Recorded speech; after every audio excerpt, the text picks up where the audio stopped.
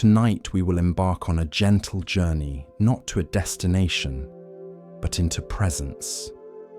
We will explore the timeless wisdom of the Buddha, teachings that have served as a refuge for restless minds for over 2,500 years. These are not rules to follow or doctrines to memorize. They are invitations. Invitations to see differently, to soften your grip, and to uncover the deep well of peace that has been within you all along. We will walk this path through ancient stories and simple, profound truths that speak not to the busy mind, but to the quiet, knowing heart. We will learn to see our thoughts not as masters, but as passing clouds, and our difficult emotions not as enemies, but as messengers inviting us toward healing. Welcome to Buddha Bedtime Stories. This is your sanctuary, a space to rest your mind and nourish your spirit. There is nothing you need to do, nothing to fix, and no one you need to become. Simply allow these words to wash over you. Before we begin, I'd love to know, what time is it where you are, and where in the world are you listening from tonight? Please share in the comments below. If this path of quiet reflection calls to something deep within you, I invite you to subscribe to Buddha Bedtime Stories and return to this space whenever you need to remember the peace that is your birthright. These teachings are here for you, night after night, a refuge you can always return to. For now, just breathe. Let yourself settle completely. Feel the surface beneath you, holding your weight. Notice your breath moving naturally, asking nothing of you. Take a slow, deep breath in, and as you exhale, let yourself arrive here fully. Let us begin this journey together. Our journey into deep peace begins with a gentle, honest look at the nature of our own minds.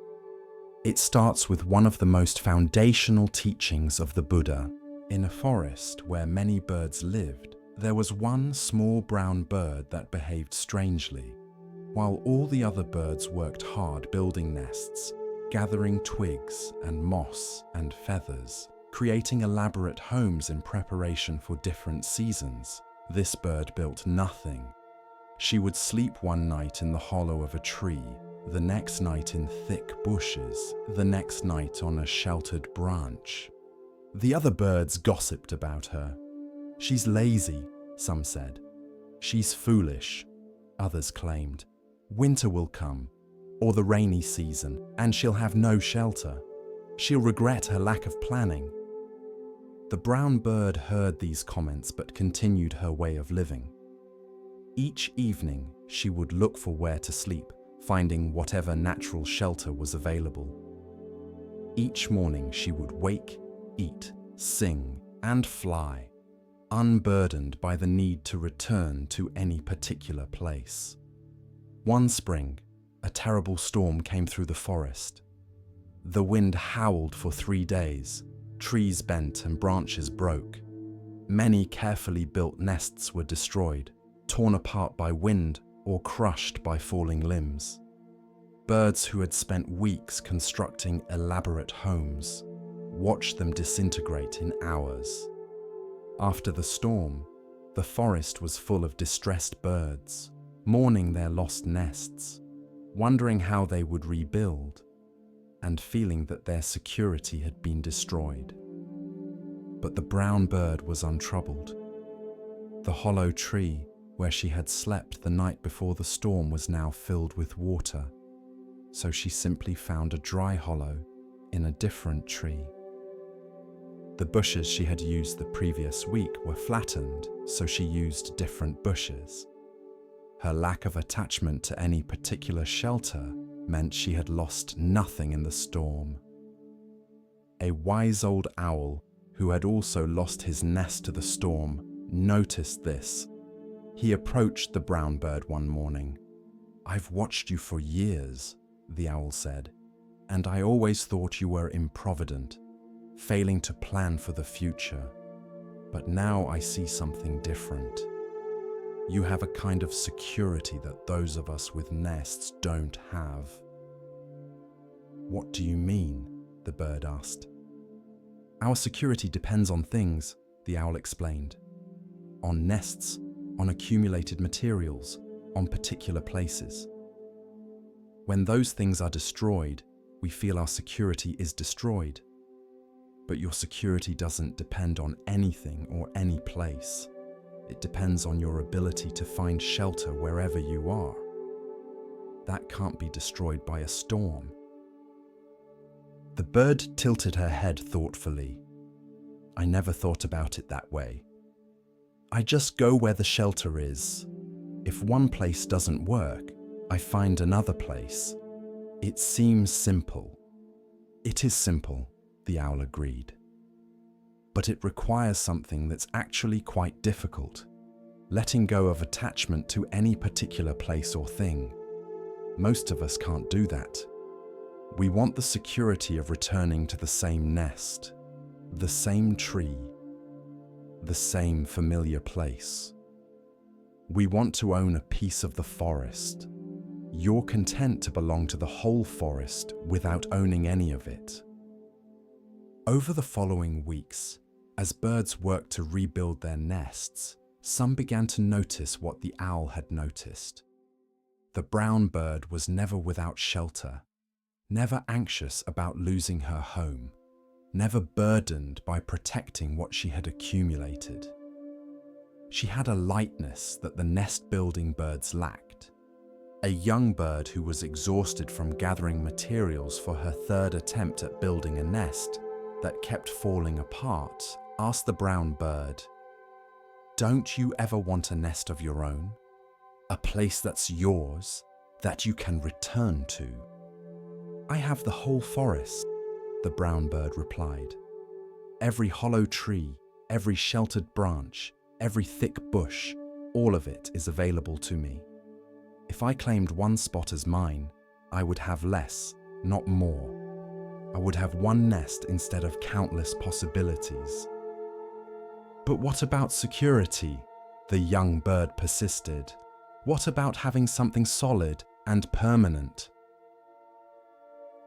The brown bird looked at the young bird's partially built nest, already showing signs of the same structural problems that had doomed the previous two attempts. "Is your nest permanent?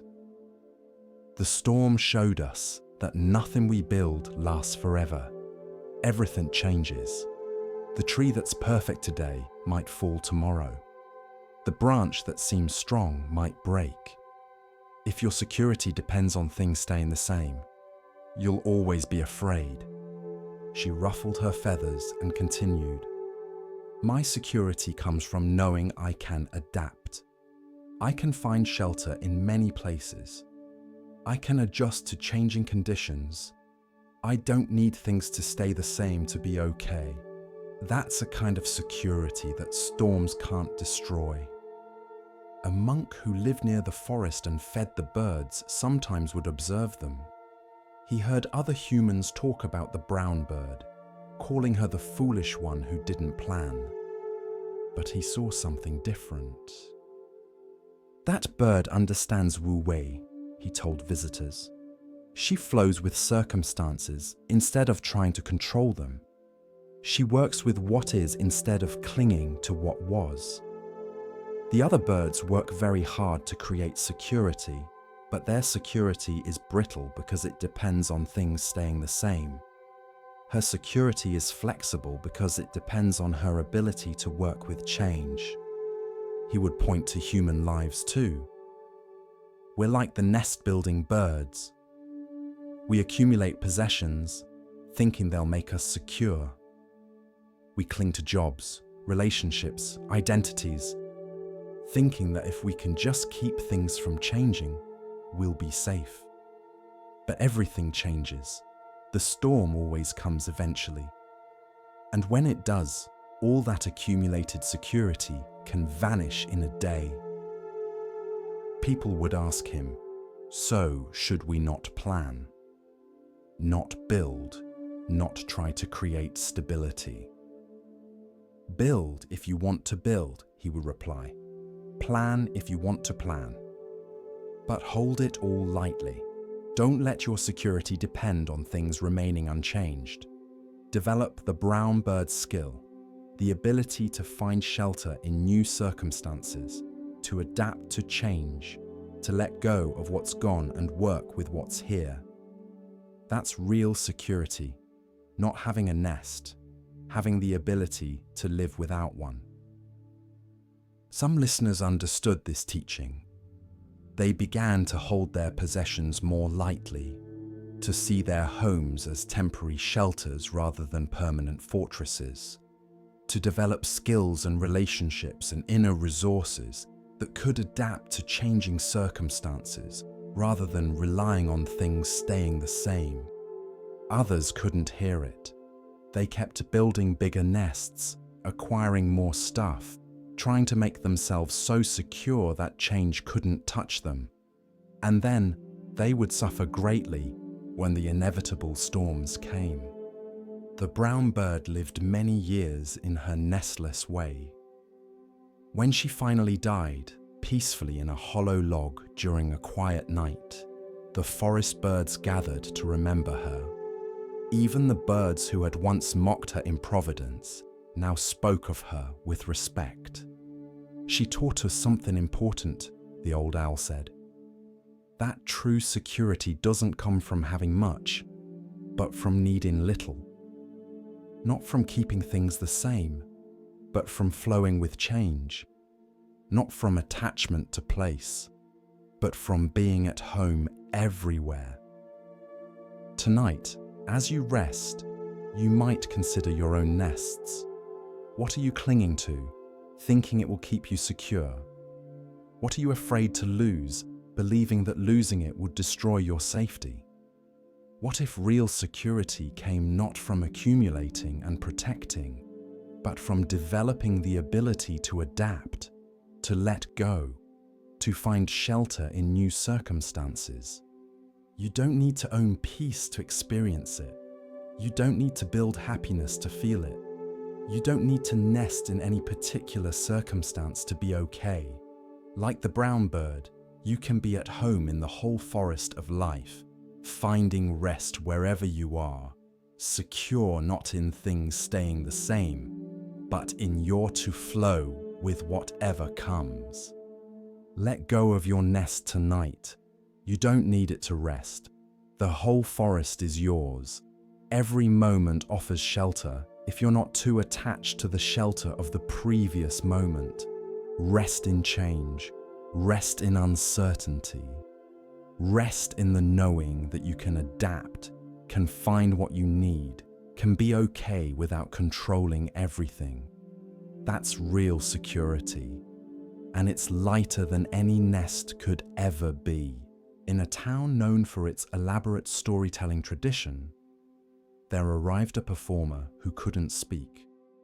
Her name was Yuki, and she had lost her voice to an illness years before. Despite this, she claimed to be a storyteller, which puzzled the townspeople. How could someone without a voice tell stories?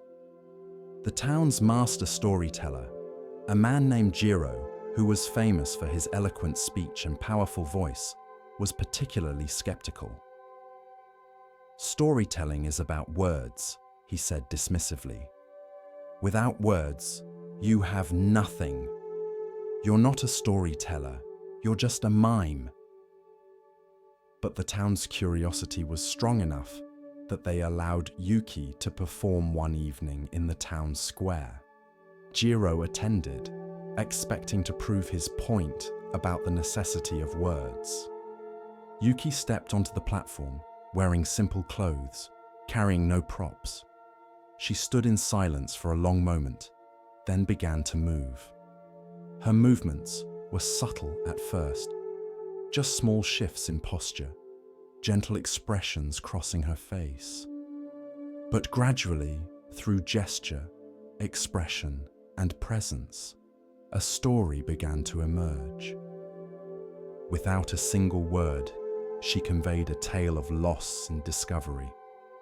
Her body became a person grieving, and everyone watching felt the grief. Her face showed the journey from despair to hope, and the audience traveled that journey with her. Her hands painted images in the air that everyone could see, even though nothing visible was there. The story lasted perhaps 20 minutes. When it ended, Yuki simply bowed and left the platform.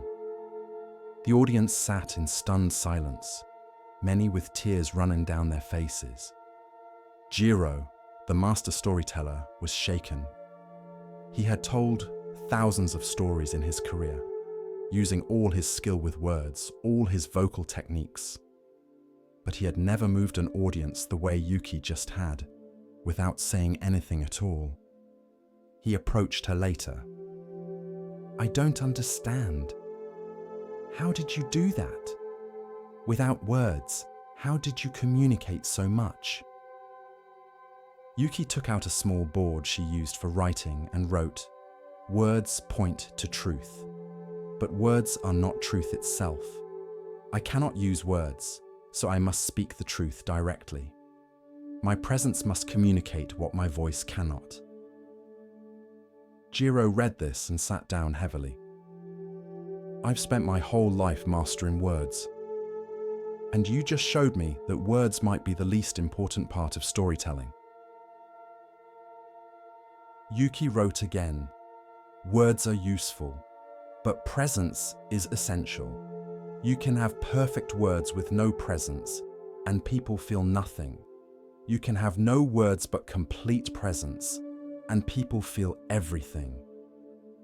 I didn't choose to lose my voice, but losing it taught me that what I thought was essential actually wasn't."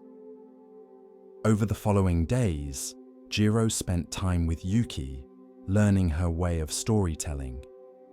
She showed him how much could be communicated through posture, through the quality of attention, through authentic presence. She demonstrated that silence could say more than speech, that stillness could convey more than elaborate gestures. "When you use words," she wrote, "you risk people hearing the words but missing the truth behind them. They get caught in analyzing what you said, agreeing or disagreeing with your choice of words.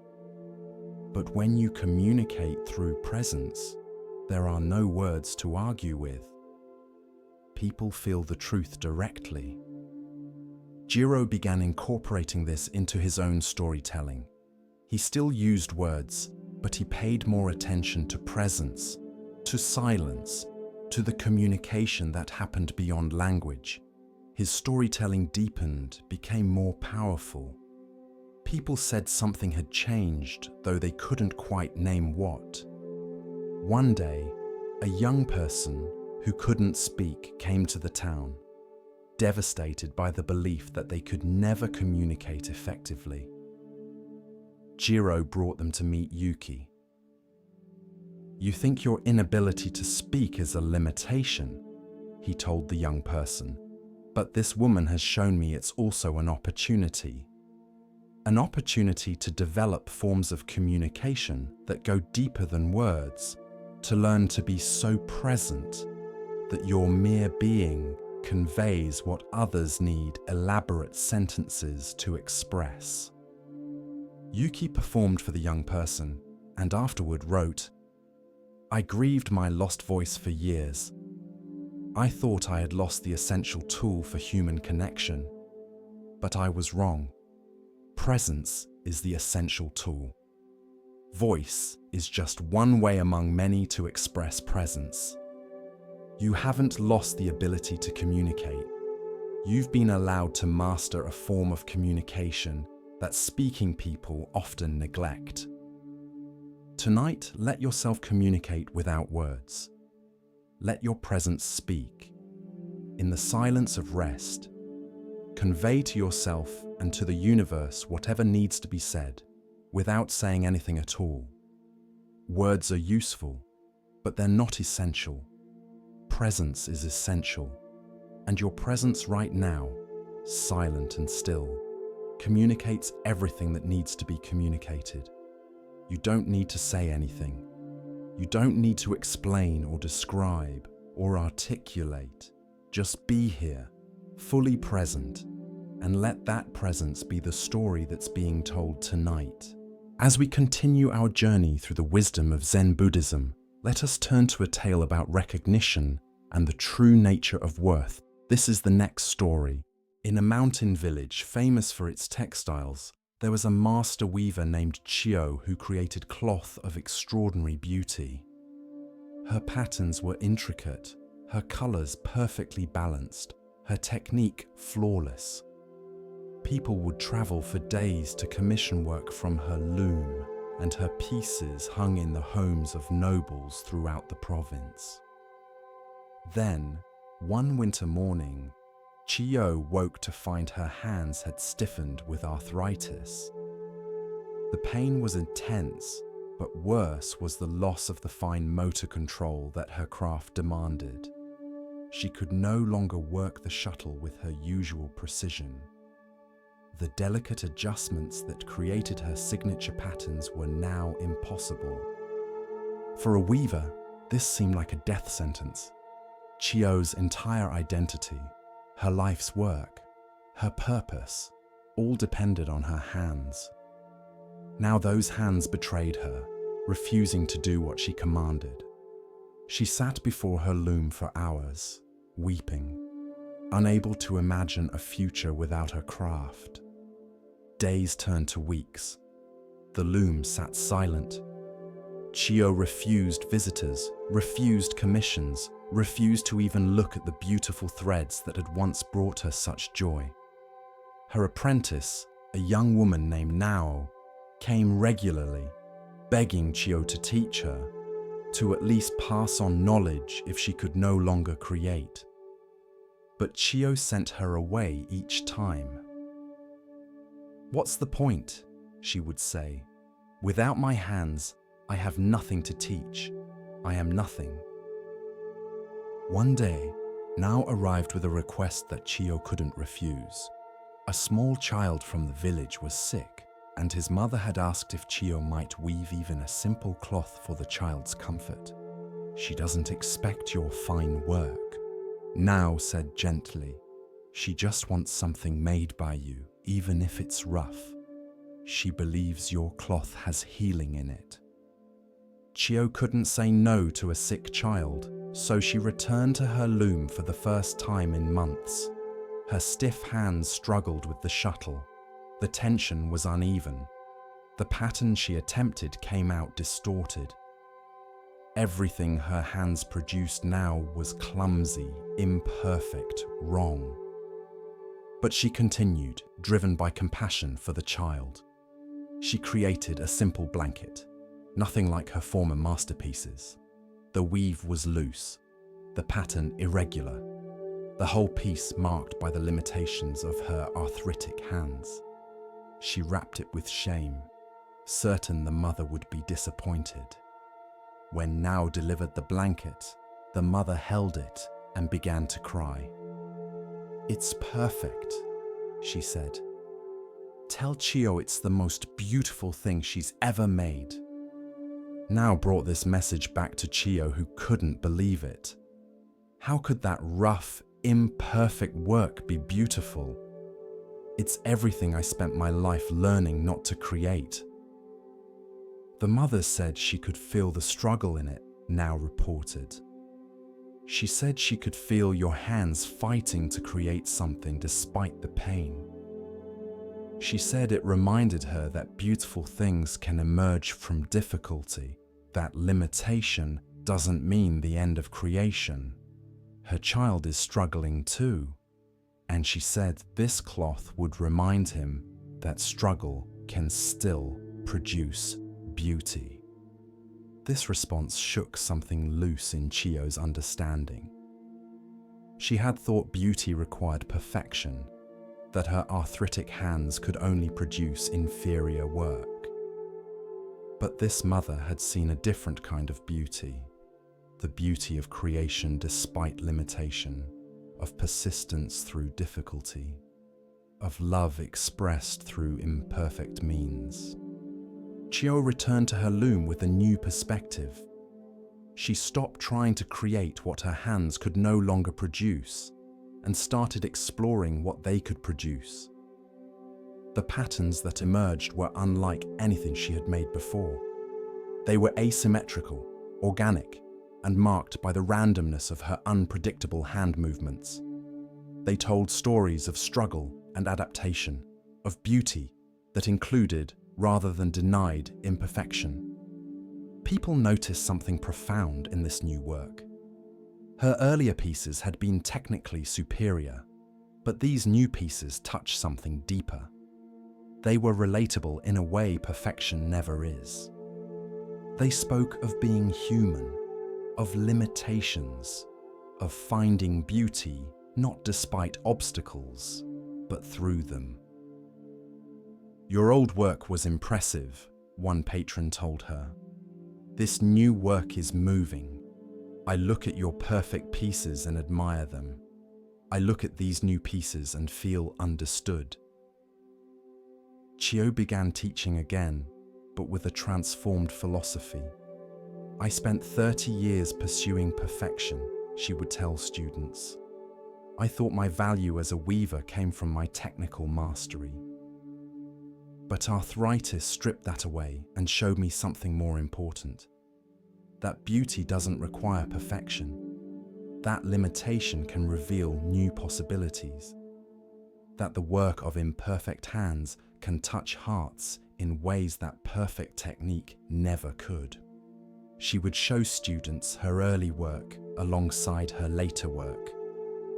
"These first pieces show what skilled hands can do. These later pieces show what love can do with whatever hands you have. Which is more valuable?" The answer isn't obvious. Now, who had continued as her apprentice through all these changes, asked one day, "Do you wish you could have your old hands back?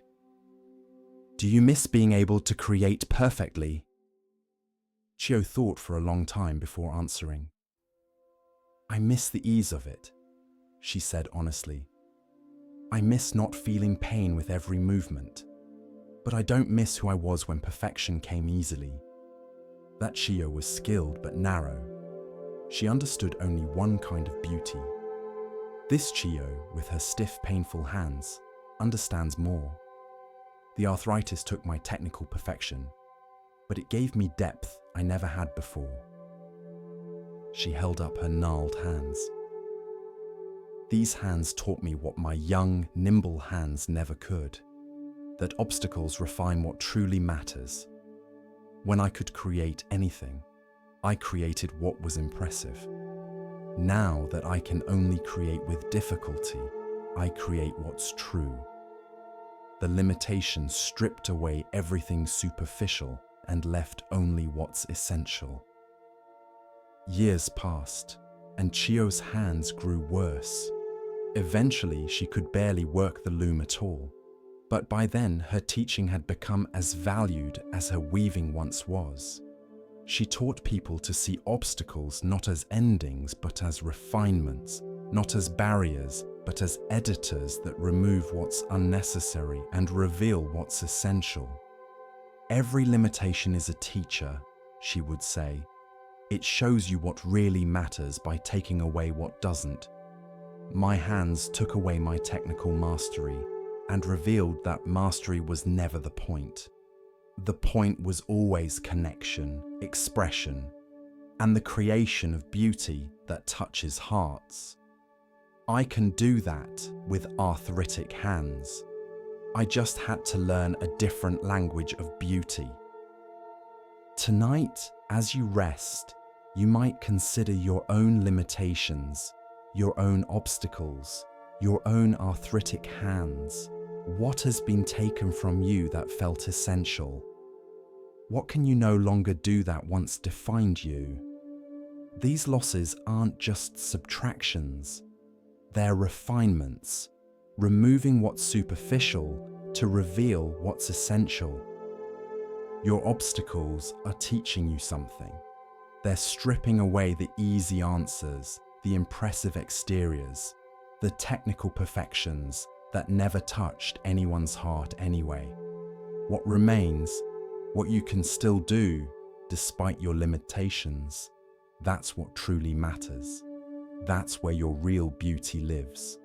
Rest now in acceptance of your arthritic hands, your imperfect instruments, your limited capacities.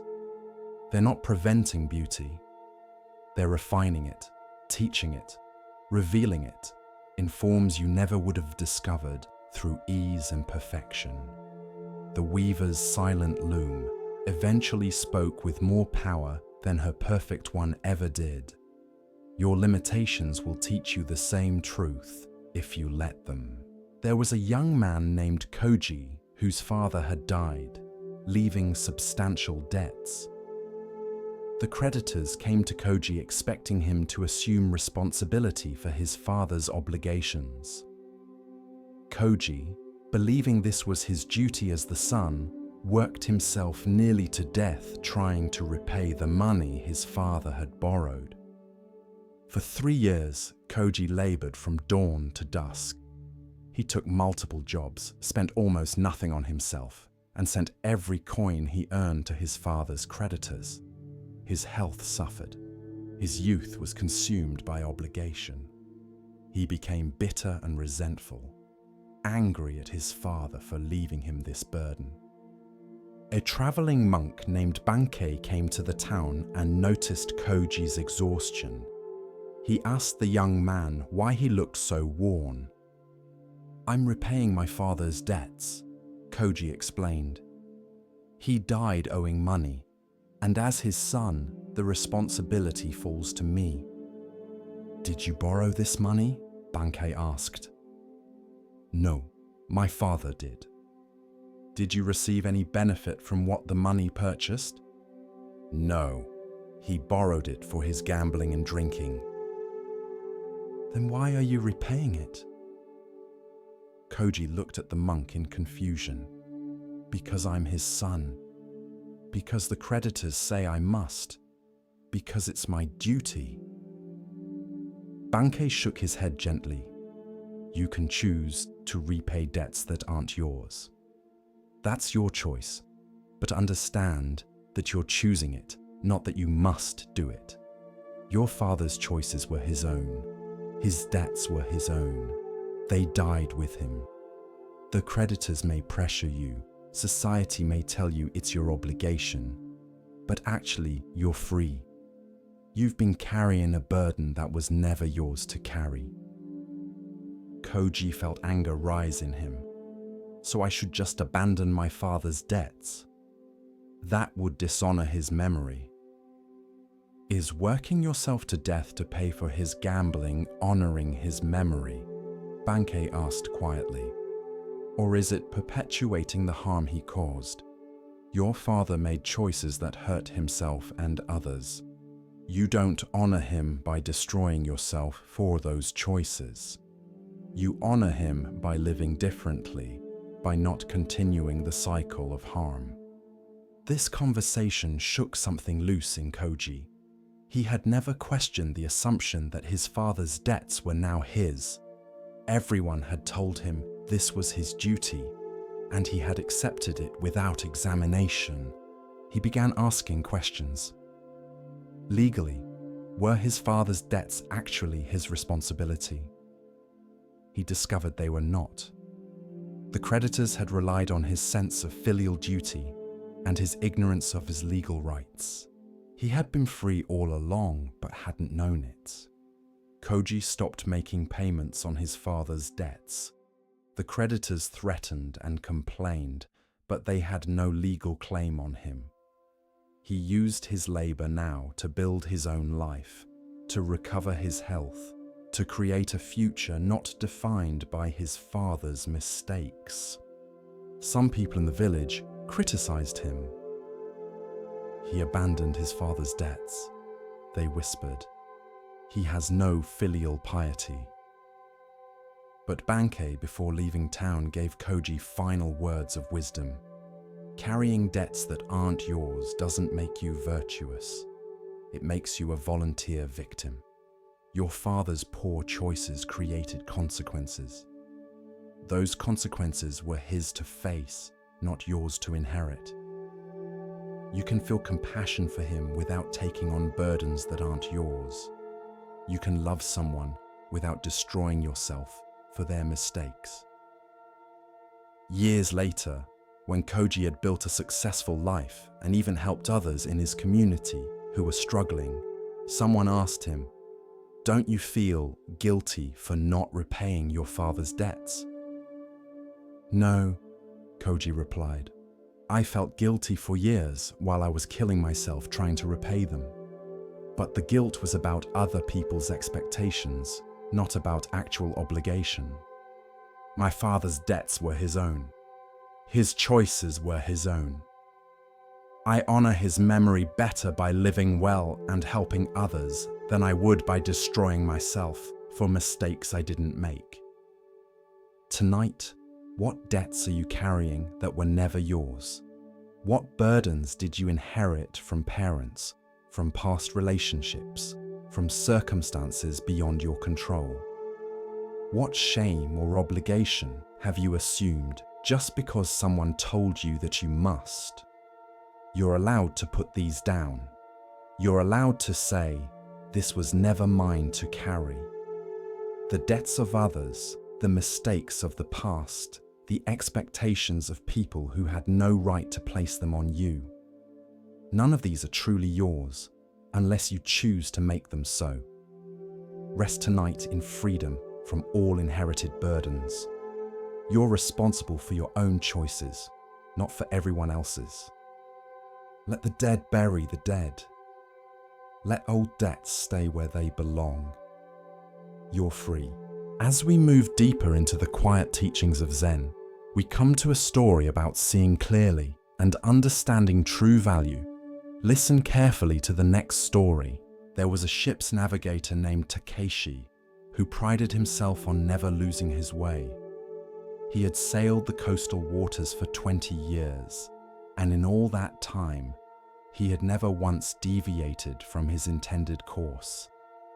He relied on a compass that had been given to him by his father, a master navigator, and this compass had never failed him.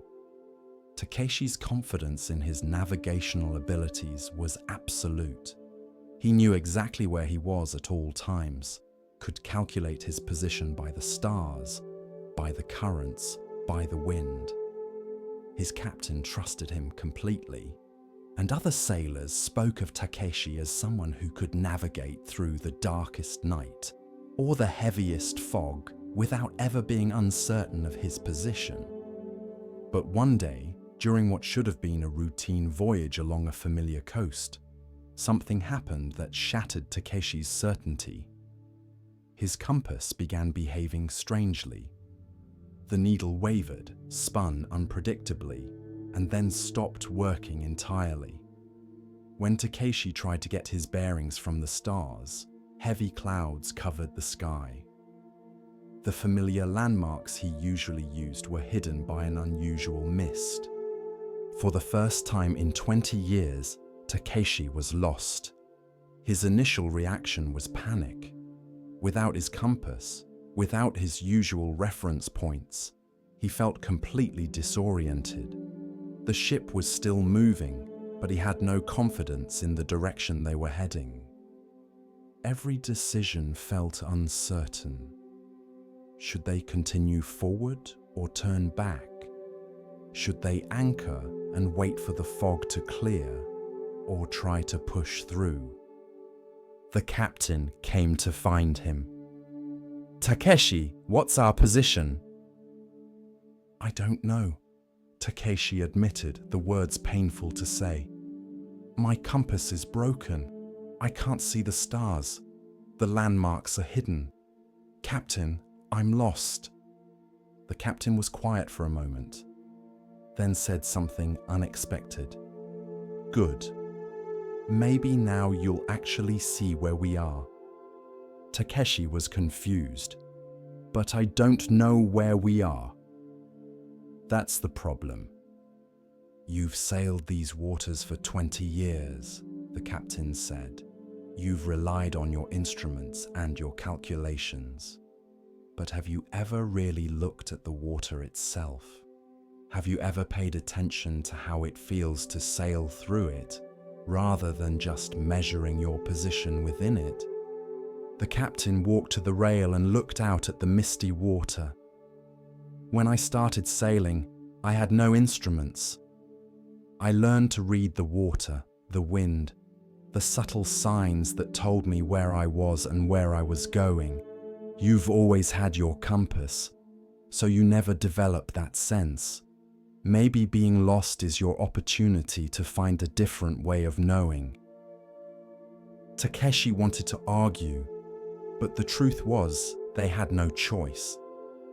The compass was broken, and no amount of worry would fix it.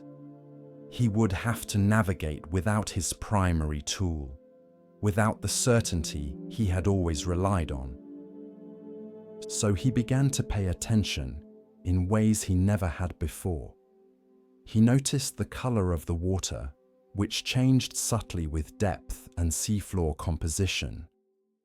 He felt the temperature of the wind on his face, which varied based on what land masses it had passed over.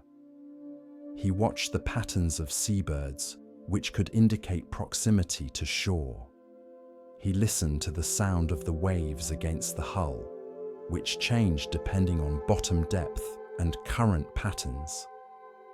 All of these signs had always been there.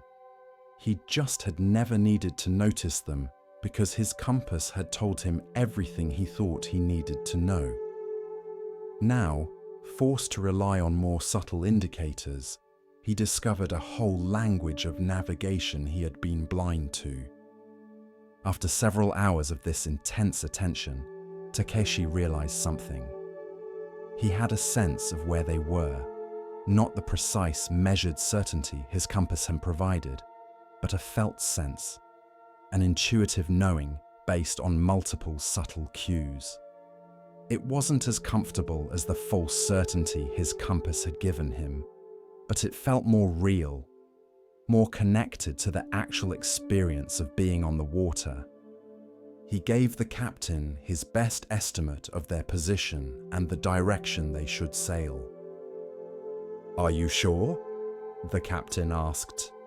"No," Takeshi admitted. "But I'm not completely lost either. I'm somewhere in between, navigating by feel rather than by certainty." They sailed based on Takeshi's intuitive navigation. Several hours later, when the fog finally cleared, they discovered they were exactly where Takeshi had estimated, perhaps even more accurately positioned than if he had been rigidly following his compass bearing. A Zen monk was traveling on the ship, making a pilgrimage to a distant temple. He had watched Takeshi's struggle with interest. That evening, he approached the navigator. "You've learned something valuable today," the monk said. "I've learned that I've been overly dependent on my tools," Takeshi replied. "That's a humbling lesson." "More than that," the monk said. "You've learned that there are different kinds of knowing. The compass gave you one kind, precise, measurable, certain, but it was a narrow knowing. It told you your position, but nothing about the water you were moving through, the wind you were sailing on, the life of the ocean around you." He looked out at the darkening water. When you lost that narrow certainty, you found a broader knowing. Less precise perhaps, but more connected, more alive, more responsive to what's actually happening rather than what should be happening according to your instruments. Takeshi thought about this. But isn't certainty important? Don't we need to know where we are? "There are different kinds of certainty," the monk replied. the compass gave you the certainty of measurement. But measurement isn't the same as understanding. Today, without your compass, you develop the certainty of relationship. You know where you are not because an instrument tells you, but because you're in relationship with the water, the wind, the birds, all the subtle signs. This kind of knowing is less precise but more intimate. Over the following days, even after Takeshi had replaced his broken compass with a new one, he found himself relying on it less. He had discovered that he could navigate by reading the signs around him, by paying attention to subtle cues, by trusting his felt sense of position and direction. The compass was useful for confirmation, but he no longer needed it as his primary tool. Other navigators noticed the change in Takeshi's approach. He seemed more relaxed, more connected to the sailing itself rather than anxiously checking his instruments every few minutes. Younger navigators would ask him for advice. The most important thing, Takeshi would tell them, is to not become so dependent on your tools that you lose your own capacity to sense and understand. Tools are useful, compasses are valuable. But if you rely on them exclusively, you become helpless when they fail. And more than that, you miss the actual experience of navigating, of being in relationship with the water you're moving through. He would tell them about the day his compass broke. I thought I was lost, and in one way I was. I had lost my usual certainty, my measured precision. But in another way, I found something I had been missing for 20 years. I found direct contact with the elements I was navigating through. I found a different kind of knowing that doesn't come from instruments but from attention and relationship. One young navigator asked, "But what if you're wrong? What if you follow your intuition and it leads you astray?" "That can happen," Takeshi admitted. "Just as following a compass can lead you astray if the compass is broken or if there's magnetic interference you don't know about. No method is perfect. But when you're navigating by attention and relationship, you notice when things don't feel right. You can adjust. When you're blindly following an instrument, you might sail confidently in the wrong direction without realizing it until it's too late." Years passed, and Takeshi's reputation changed. Instead of being known as the navigator who never lost his way, he became known as the navigator who could find his way even when lost. People understood there was a difference, and the second reputation was actually more valuable. A merchant who hired Takeshi for a difficult voyage once asked him, "What happens if we get lost?" Takeshi smiled. "We probably will get lost at some point. Weather changes, conditions shift, instruments fail. But being lost isn't the problem. Staying lost is the problem. And I've learned how to find my way even when the usual markers are gone. Being lost has become part of how I navigate, not something I try to prevent at all costs." The voyage was indeed difficult, with unexpected storms and compass problems. But Takeshi navigated through all of it, sometimes with certainty, sometimes with intuition, sometimes acknowledging that he wasn't sure but making his best estimate based on all available information. The ship arrived safely and the merchant was impressed. "You seem comfortable with uncertainty," the merchant observed. "I've learned to be," Takeshi replied. "Certainty is valuable when you can have it, but most of life involves some degree of uncertainty, some degree of not knowing exactly where you are or where you're going. The question is whether that uncertainty paralyzes you or whether you can navigate through it. using whatever signs are available, trusting your judgment, adjusting as you go. He looked out at the harbour where they had docked. That day my compass broke was one of the most important days of my sailing life. It forced me to develop capacities I had been neglecting. It taught me that there are many ways of knowing, and the most precise isn't always the most useful. It showed me that being lost can be the beginning of finding a better way. The merchant nodded thoughtfully. I think I've been sailing through my business life the same way you used to sail, following my instruments, my plans, my certainties.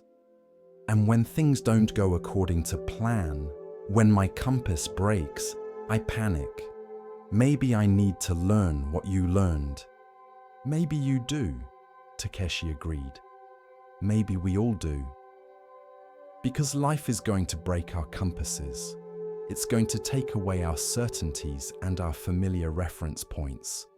The question is whether we fall apart when that happens, or whether we discover we have other capacities, other ways of knowing, other methods of finding our way.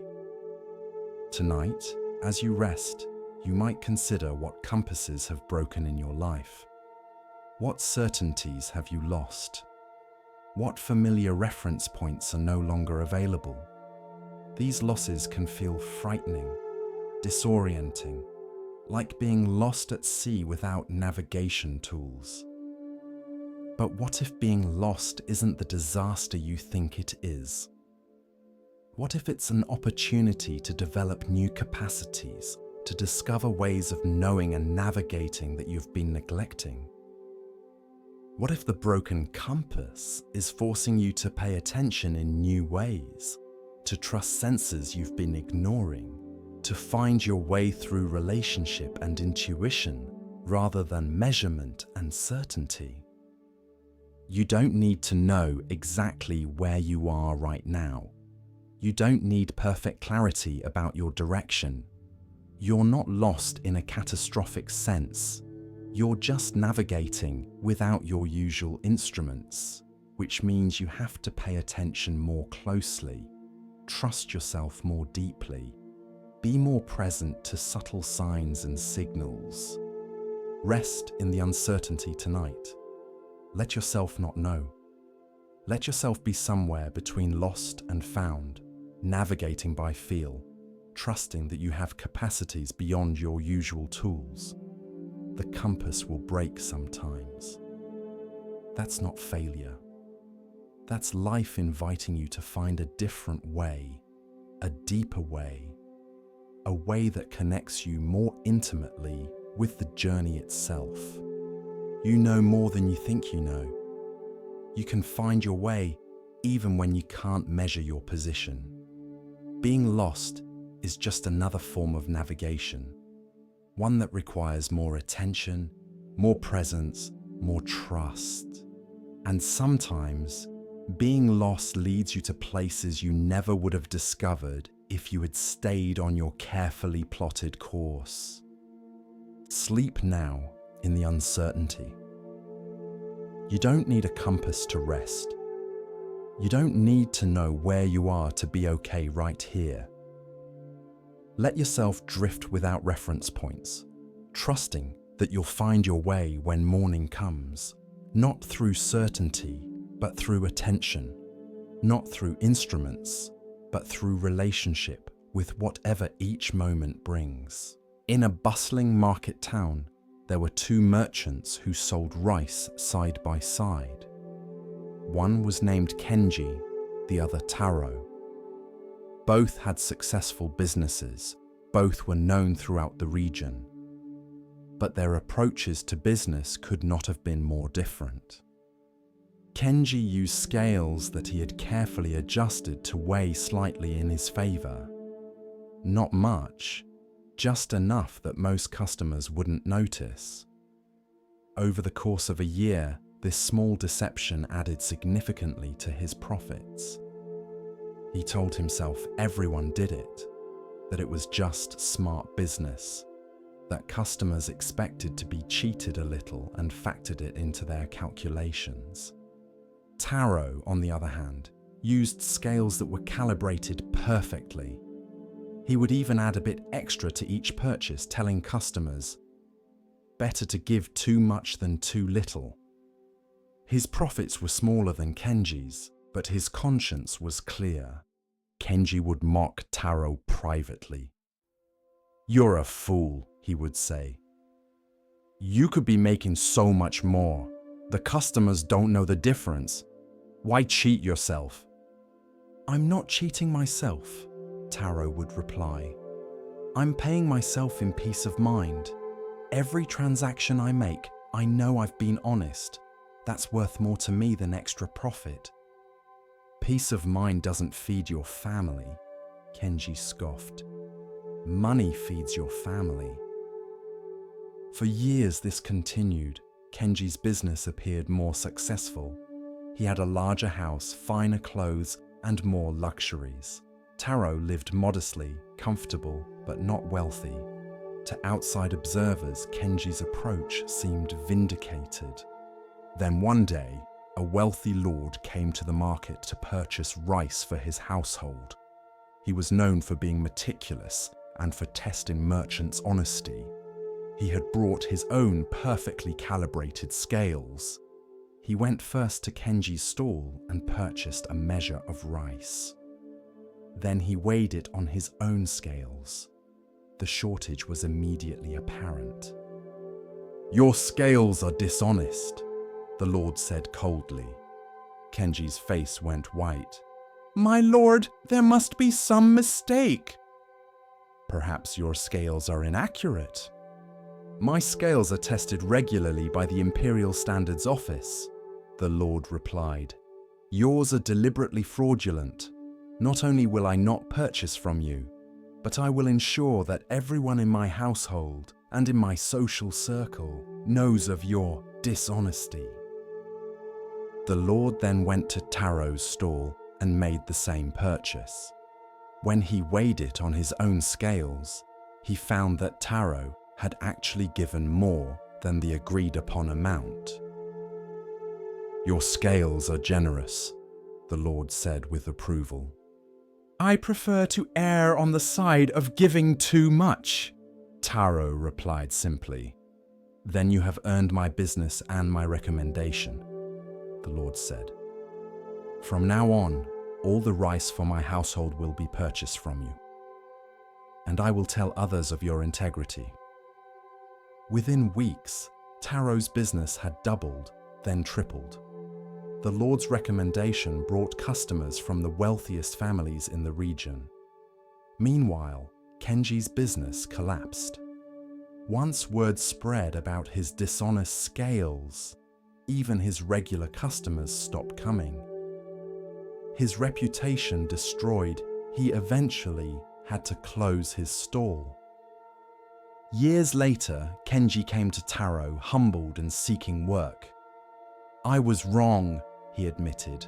"I thought honesty was expensive, but dishonesty cost me everything." Taro hired him, but on one condition, that Kenji help maintain the scales, calibrating them regularly to ensure perfect accuracy. "You need to rebuild your relationship with honesty," Taro said. "Start here, with these scales. Every time you calibrate them, remember that integrity isn't about what others can see. It's about what you know about yourself." As Kenji worked with the honest scales day after day, something shifted in him. He had spent so many years cheating in small ways that he had forgotten what it felt like to be completely honest.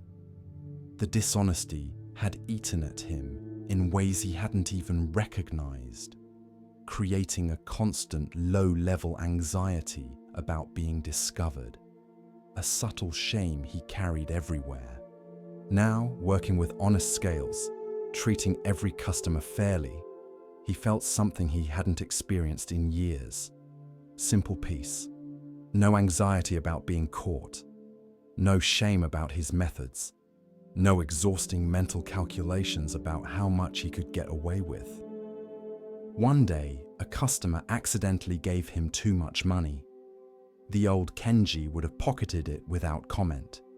But now, without even thinking, he called the customer back and returned the extra coins. "You've changed," Taro observed, watching this exchange. "I'm remembering who I was before I started cheating," Kenji replied. "I forgot that honesty feels good, that it's actually easier than dishonesty because you don't have to remember your lies or worry about being discovered. I thought I was taking a shortcut to success, but I was actually taking a shortcut to misery." He looked at the scales, perfectly balanced. "These scales are the most honest thing in this market. They don't calculate or scheme or try to get away with anything. They just measure truly. I spent years being more clever than these scales and less wise." Taro nodded. The scales teach a simple lesson. Integrity is its own reward. Not because good things always happen to honest people, but because living with integrity creates internal peace that no amount of profit gained through dishonesty can match. You sleep better. You walk lighter. You meet people's eyes without flinching. These things have value that can't be measured in coins. A young merchant who was just starting came to Taro for advice. "Everyone says I should adjust my scales just a little, that it's how business is done. But it feels wrong. What should I do?" Taro had Kenji answer. "I spent 20 years cheating," Kenji said, "and I'll spend the rest of my life trying to restore the character I damaged in myself. The extra profit wasn't worth it. Not even close. Your scales are a mirror of your character. Keep them honest, and you keep yourself honest. Cheat them, and you cheat yourself in ways that matter far more than money." The young merchant looked at Kenji with curiosity. "But didn't you make more money by cheating?" "For a while," Kenji admitted. "But I lost it all when my dishonesty was discovered. More importantly, I lost something that took much longer to rebuild. My ability to respect myself. Every time I looked in a mirror, I saw a cheat. Every time I counted my profits, I knew they were partly stolen. Every interaction with customers involved acting, pretending, and hiding what I really was. It was exhausting and corrosive." He gestured to the perfectly balanced scales. "These scales are at peace. They have nothing to hide, nothing to defend, nothing to remember or cover up. They just are what they are. That's what integrity gives you. The peace of being what you are without pretense or deception. It's the most valuable thing I've learned, and I learned it the hard way." Tonight, as you rest, you might consider your own scales. Where in your life are you adjusting the balance, even slightly in your own favor? Where are you being less than completely honest, with others or with yourself? These small dishonesties might seem insignificant, but they accumulate. They create a background noise of anxiety and shame that you carry everywhere. What would it feel like to calibrate your scales perfectly? To be completely honest, even when no one is watching, even when you could get away with a small deception. Not because of fear of being caught, but because integrity itself is the reward.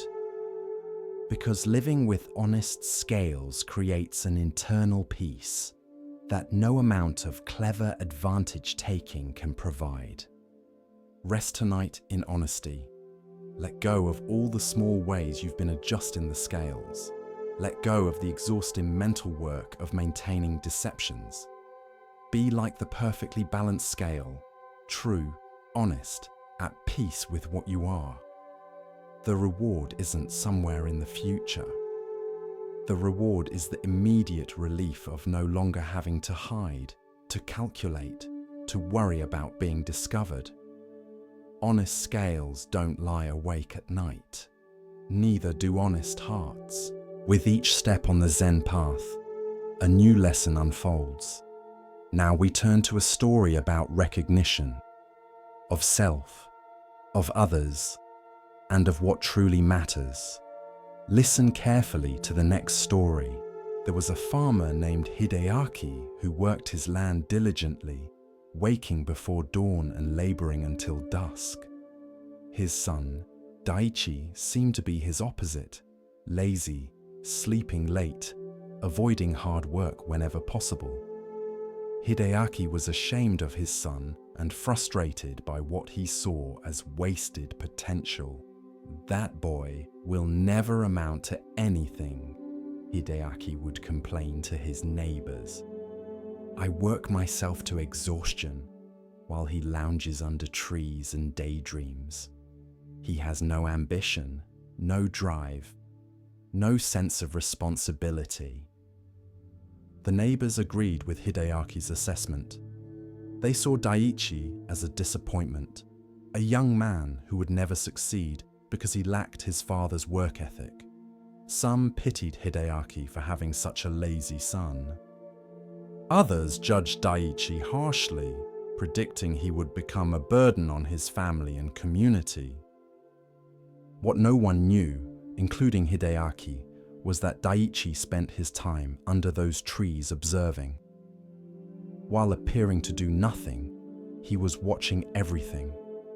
How water moved across the land, which areas stayed moist, and which dried quickly, where wind patterns created microclimates, and how different plants thrived in different locations. Daichi was learning the land in ways his father, focused only on immediate work, never had. While Hideaki fought against the land's natural tendencies, trying to impose his will through hard labor, Daichi was learning to understand the land's own wisdom. One year, a severe drought struck the region. Hideaki worked harder than ever, carrying water to his crops, trying to save them through sheer effort. But most of his crops died anyway, as did the crops of other hard-working farmers. The drought was too severe for labor alone to overcome. But Daichi, who everyone thought was lazy, quietly directed his efforts to the areas of the farm he knew, from his observations, retained moisture longest. He planted drought-resistant varieties in the driest areas. He used the natural wind patterns he had observed to create shade and reduce evaporation. He worked with the land's characteristics rather than against them. By the end of the season, Daichi's sections of the farm had produced a modest but real harvest, while Hideaki's sections had produced almost nothing despite his exhausting efforts. Hideaki was stunned. "How did you do this? You barely worked compared to me." "I worked differently," Daichi explained. "While you were laboring, I was learning. While you were fighting against the land, I was understanding it. My apparent laziness was actually observation. I was working, just not in ways that looked like work to you." He showed his father the subtle features of the land he had noticed, the slight depression that collected morning dew, the rock formation that created afternoon shade, the soil composition that retained moisture better than surrounding areas. "I learned all this by watching," Daichi said, "by sitting still and paying attention rather than constantly moving and doing." Hideaki felt something shift in his understanding. He had been so focused on visible labor, on constant activity, on the appearance of hard work that he had never stopped to actually understand what he was working with. His son, whom he had judged as lazy, had been doing a different kind of work, the work of observation, understanding, and learning. "I'm sorry," Hideaki said. "I judged you without understanding what you were doing. I thought activity was the same as productivity, that visible effort was the same as effective effort. You were working all along, just in ways I didn't recognize as work." Word spread through the village about Daiichi's success during the drought. People who had judged him as lazy began to see him differently. Some felt ashamed of their premature conclusions. Others were curious about his methods. Daiichi began teaching other farmers what he had learned. He showed them how to read the land, how to observe rather than just labor, how to work with natural patterns rather than against them. The farmers who had once thought him lazy began to value his seemingly idle observation time. "I used to think you were wasting your life under those trees," one neighbor admitted. "Now I understand you were studying. You were learning in ways that look like laziness to people who don't understand what learning can be." A Zen monk who heard this story visited Daiichi. "You've learned an important lesson that many people never learn," the monk said. "You've learned that judging too quickly, based on appearances and conventional standards, often misses the truth. Your father judged you by how much visible labor you performed, but the quality of your outcomes proved that visible labor isn't the only measure of value." Daiichi nodded. "I learned something else too.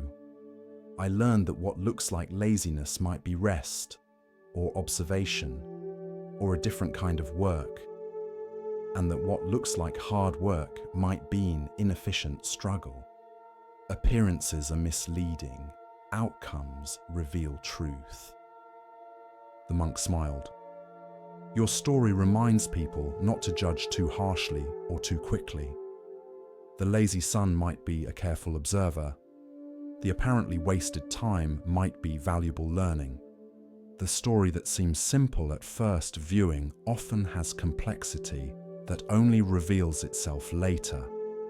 Years passed, and Daiichi became known as a wise farmer, though he still spent time sitting under trees, watching the land.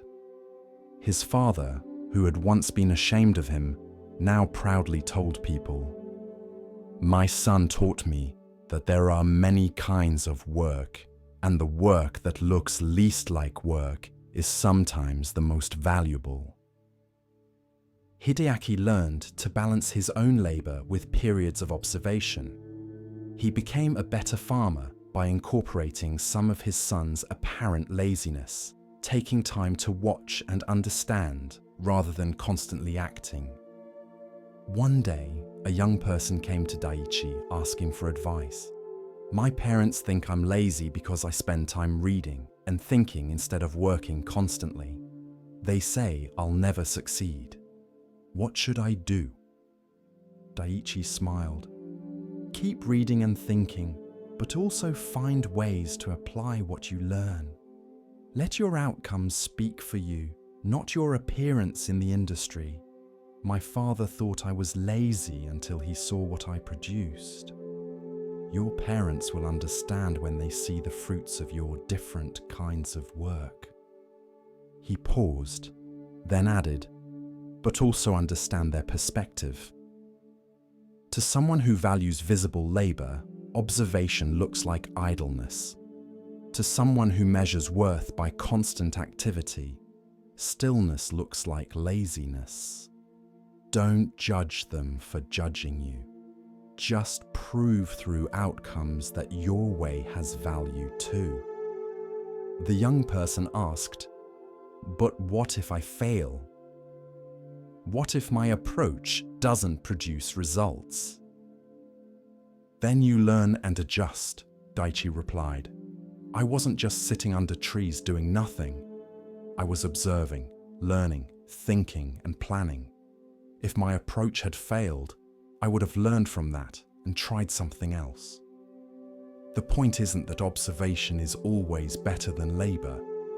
The point is that judging approaches too quickly before seeing their outcomes often misses value.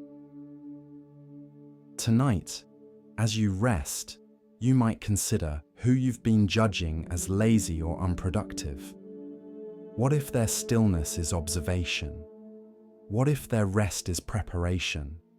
What if their apparent inactivity is actually a different kind of work that you don't recognize? And what about yourself? How harshly have you judged your own times of rest or stillness?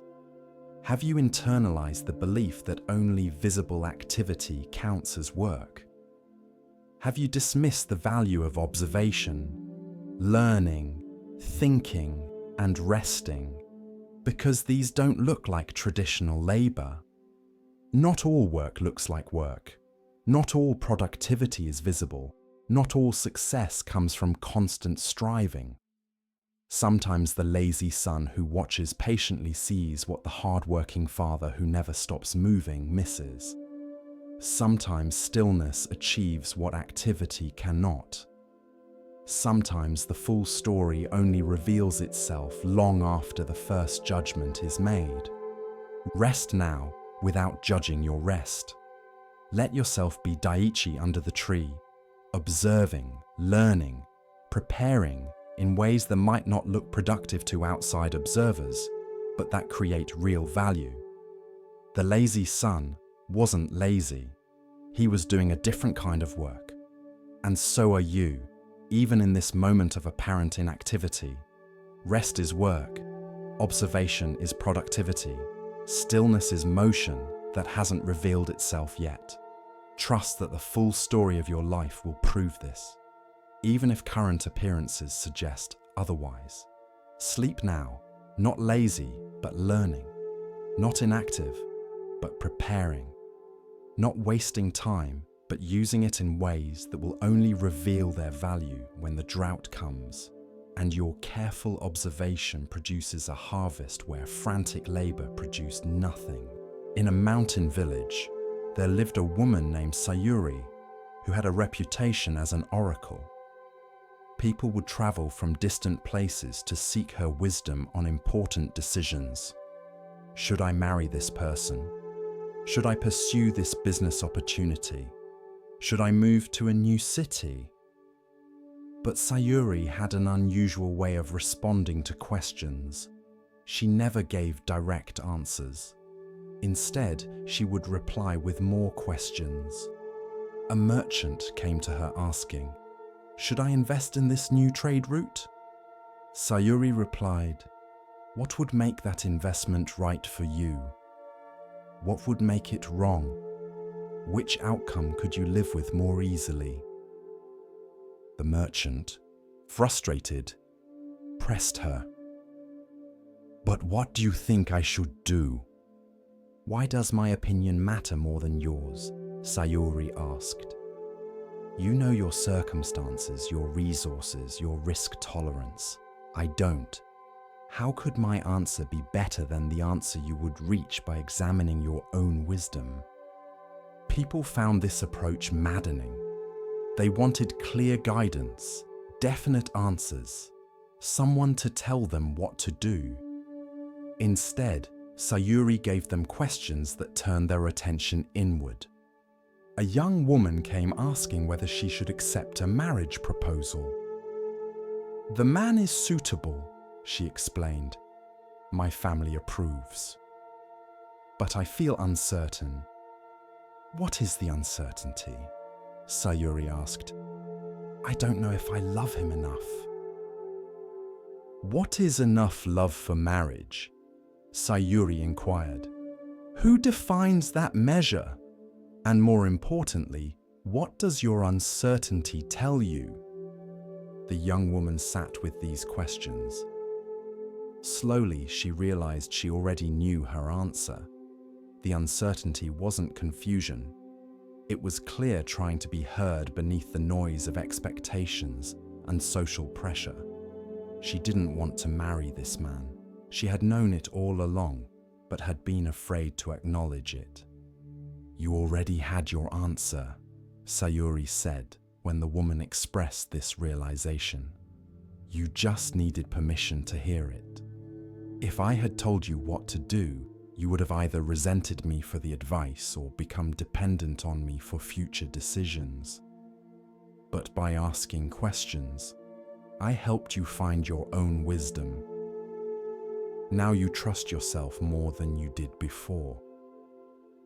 A farmer came with a more desperate question.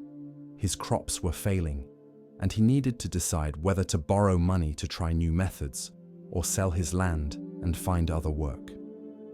"Please," he begged, "just tell me what to do. I can't decide." "What happens if you borrow and the new methods fail?" Sayuri asked. "I lose everything." "What happens if you sell the land?" "I lose my family's heritage, but I avoid debt." "Which loss could you live with?" Sayuri continued.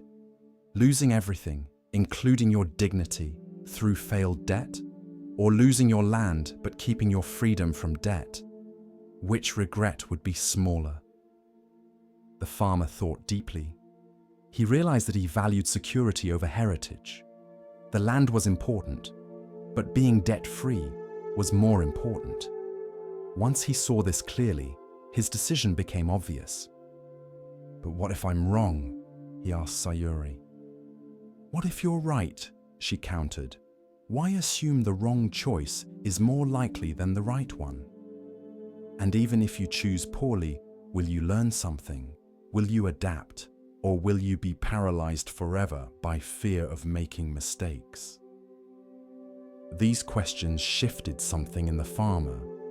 He had been treating the decision as if one choice was absolutely right and the other absolutely wrong. But Sayuri's questions helped him see that both choices had consequences. Both involved trade-offs, and he needed to decide based on his values, not on some objective standard of rightness. Word spread about Sayuri's approach. Some people avoided her, frustrated that she wouldn't just give answers. But many sought her out precisely because she didn't. They recognized that her questions were a kind of teaching, helping them develop their own wisdom rather than borrowing hers. A Zen monk visited Sayuri, curious about her method. "You could make a good living telling people what to do," he observed. "They want certainty. They would pay well for it. Why do you refuse to give it?" "Because certainty from outside is false security," Sayuri replied. "If I tell someone what to do and it works out, they credit me and become dependent on me for future decisions. If it doesn't work out, they blame me and still haven't learned to trust themselves. Either way, I've made them weaker, not stronger." She poured tea for them both. "But when I ask questions that help them find their own answers, they become stronger. They learn to consult their own wisdom. They develop confidence in their decision-making. Even if they choose poorly, they learn from their own mistakes rather than blaming someone else." The monk nodded thoughtfully. "Your questions are a form of teaching. You're not withholding wisdom. You're pointing people toward the wisdom they already possess." "Exactly," Sayuri agreed. "Most people have more wisdom than they realize. They just don't trust it. They've been taught to look outside themselves for answers, to defer to authorities, to doubt their own judgment. My questions permit them to trust what they already know." She looked at the monk directly. "The same is true in meditation practice, isn't it? A good teacher doesn't give you enlightenment. They ask questions or create situations that help you recognize what's already there. The wisdom isn't imported from outside, it's revealed from within. Yes, the monk agreed. The best teaching is the teaching that makes itself unnecessary by helping students trust their own understanding. Years passed, and Sayuri grew old. People worried about who would replace her as the village oracle. But Sayuri refused to train a successor. "I haven't been giving answers," she said. "I've been asking questions." Anyone can do that. You don't need a special oracle. You need to practice asking yourselves better questions. She taught the village a method. When facing a decision, ask yourself questions instead of seeking immediate answers. What do I value most in this situation? What outcome could I live with most easily? What does my hesitation tell me? What would I advise a friend in this situation? What do I already know that I'm afraid to acknowledge? These questions, Sayuri explained, are tools for excavating your own wisdom. The answers are already in you. You just need to dig them out from under the layers of fear, expectation, and conditioning. On her deathbed, surrounded by villagers who had come to thank her for her guidance over the years, someone asked, "Sayuri, what is the most important question?" Even then, she smiled and replied with a question. What question would help you most right now? And when you've answered that, what question would help you next? The most important question is always the one that moves you deeper into your own understanding. Tonight, as you rest, what questions might you ask yourself? Not demanding answers, not forcing resolution, just inquiring gently into your own experience. What am I feeling right now? What do I need in this moment? What wisdom am I carrying that I haven't yet listened to? What am I afraid to acknowledge? You don't need someone else's answers. You don't need an oracle or expert to tell you what to do, how to feel, who to be. The wisdom is already in you, has always been in you, waiting for the right questions to draw it out. Ask yourself questions tonight and listen for the answers that rise from your own depths. They're more trustworthy than anything someone else could tell you. Rest now in your own wisdom, asking and listening, questioning and discovering. The oracle you seek is you. As our exploration of Zen Buddhism deepens, let us listen to a story that reveals how true worth is often overlooked. Here starts the next story. In the mountains far from any town, there lived a hermit named Ryanan who had retreated from society to live in solitude. He had built a small hut beside a stream and spent his days in meditation, contemplation, and simple living. He sought no company, spoke to no one, desired only silence and solitude. Ryanan had not always been a hermit. For many years, he had lived in the capital city, working as a scholar at a prestigious academy. He had been surrounded by people constantly, engaged in endless conversations, debates, and social obligations. His days were filled with meetings, his evenings with gatherings, his mind always occupied with the opinions and expectations of others.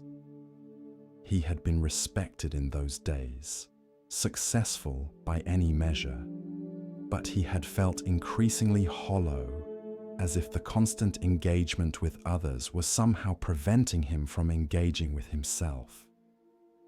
Every conversation pulled him outward.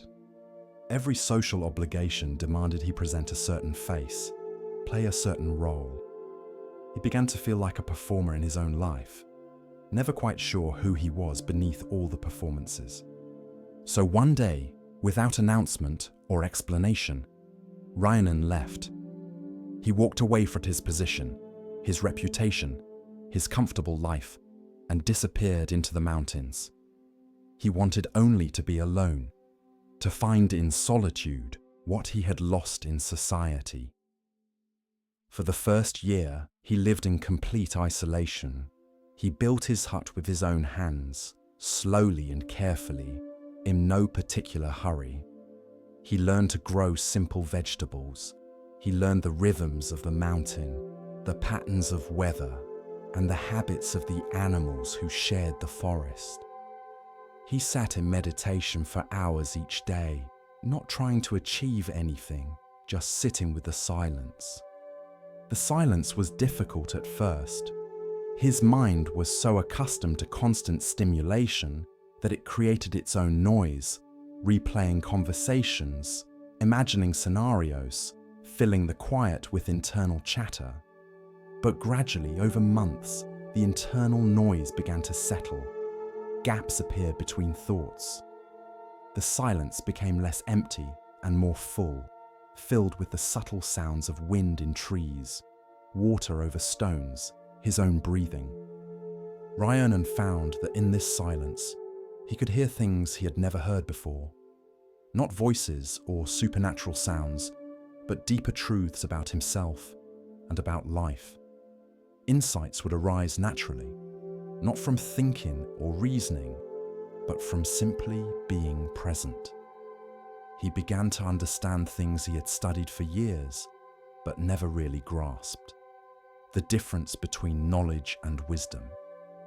The difference between being alone and being lonely. The difference between silence and emptiness. But something strange began to happen. The more Rhiannon retreated into solitude, the more visitors he attracted. At first, it was just a wandering monk who happened upon his hut and asked for water. Rhiannon gave him water, and the monk went on his way. But somehow, word spread. There was a hermit in the mountains, someone who had given up the world, someone who lived in complete simplicity and silence. People began to seek him out. They would make the long journey up the mountain path, arriving at his hut with questions, seeking wisdom, wanting to learn from this man who had withdrawn from society. At first, Rhiannon was dismayed. He had come to the mountains precisely to escape people, to be alone. When he saw visitors approaching, he would hide inside his hut, waiting for them to leave. But they wouldn't leave. They would sit outside his door, sometimes for days, patient and persistent. Eventually, Rhiannon realized that hiding was pointless. These people had traveled far to see him. The least he could do was acknowledge them. So he began to receive visitors, though reluctantly. He would listen to their questions and offer what responses came to him. He never tried to be wise or profound. He simply spoke from his experience of solitude and silence. The puzzling thing was that the more plainly he spoke, the more wisdom people found in his words. When he'd lived in the city, surrounded by people, busy with social obligations and scholarly debates, no one had sought his wisdom particularly. He had been respected, certainly, but not sought out as a teacher. Now that he had nothing to say and no desire to teach, people traveled great distances to hear from him. One day, he asked a visitor directly, "Why do you come here?" "I was a scholar once, surrounded by books and ideas and other learned people. No one traveled to seek my wisdom then. Now I live in a hut in the mountains. I've read no books in years, and I have no new ideas to offer. Why travel so far to talk to someone who has nothing to give you?" The visitor, a merchant named Taro, who had closed his business for a week to make this journey, thought carefully before answering. "In town," Taro said, "everyone is so busy talking that no one is listening. Everyone has so many ideas, so many opinions, so much they want to say that there's no space for wisdom to emerge. Conversations are just people waiting for their turn to speak, not actually hearing each other. You're different. You have silence. You have space. When you speak, even just a few words, they matter because they come from stillness rather than from the noise of a busy mind. He shifted his position on the ground where they sat. And there's something else. In the city, I'm surrounded by people, but I feel more alone than you probably do here in your solitude. Everyone wants something from me. They want my money, my influence, my agreement, my approval. Every conversation has an agenda. But you want nothing from me. You didn't ask me to come here. You gain nothing from talking to me. That makes your words trustworthy. I can actually hear them because I'm not wondering what you're trying to get from me. Another visitor, a young woman named Hana, who had been struggling with the question of whether to marry a man her family had chosen, explained her reason for coming. Everyone in my life has an opinion about what I should do, she said. My parents think I should marry this man because it's a good match for the family. My friends think I should refuse because I don't love him. Everyone is so certain, so full of advice, so ready to tell me the right answer. But you're the first person who didn't immediately tell me what to do. You just listened. And in that listening, in that space you created, I could finally hear my own wisdom. The answer was in me all along, but I couldn't hear it over everyone else's voices. Ryonan began to understand. It wasn't despite his solitude that people sought him out, but because of it. In his withdrawal from society, he had created something increasingly rare. Space, silence, presence unburdened by agenda or expectation. And people were drawn to that the way thirsty travelers are drawn to water in the desert. He noticed something else too. The wisdom people attributed to him wasn't really his wisdom at all. It emerged from the silence he had cultivated. In the stillness of his solitary life, he could hear things that the noise of society drowned out. He could see clearly because his vision wasn't constantly pulled in multiple directions. He could speak truthfully because he had no reputation to protect, no social position to defend, no need to appear wise or knowledgeable. In the city, he had been so concerned with how others perceived him, with maintaining his scholarly reputation, with not saying anything foolish, that his words had been calculated and careful. Now, with no one to impress and nothing to lose, he simply said what was true. And paradoxically, this made his words more valuable. A scholar from the academy where Ryonan had once taught made the journey to see him. The scholar, a man named Masao, who had been Ryonan's colleague, couldn't understand why Ryonan had left such a prestigious position. "You were brilliant," Masao said. "You could have become the head of the academy. You could have written books that would have been studied for generations. Instead, you're here in a hut in the mountains, accomplishing nothing. Don't you feel you've wasted your potential?" Ryonan smiled. "When I was at the academy, I was surrounded by brilliant people, impressive ideas, important work. But I felt empty. I was always performing, always trying to prove something, always concerned with how others judged me and my ideas. Here, I accomplish nothing by the world's standards, but I'm not empty anymore." "But you could have influenced so many people from that position," Masao protested. I influence more people now, Ryanan replied quietly. Not through my scholarship or my position, but through my presence.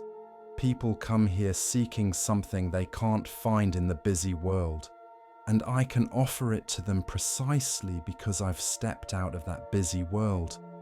If I had stayed at the academy, I would have had a position and a reputation, but I wouldn't have had what these people are seeking. Masao looked uncomfortable. What exactly are they seeking? Space, Ryanan said. Silence. Someone who will listen without agenda. Someone who isn't trying to convince them of anything or get anything from them. Someone who has stepped out of the endless competition and comparison and striving that fills the world. I couldn't offer that while I was still caught up in it myself. He gestured to the quiet forest around them. This solitude isn't empty, as you seem to think. It's full of attention, presence, awareness. When you're constantly busy, constantly engaged, constantly consuming information and experience and interaction, there's no space for anything deeper to emerge. You fill your life so completely with activity that wisdom has nowhere to appear. But when you create space, when you embrace solitude even briefly, wisdom has room to arise. Masao stayed for 3 days, and during that time, something shifted in him. The first day, he kept trying to debate and discuss, to engage Ryanan in the kind of intellectual sparring they had done at the academy.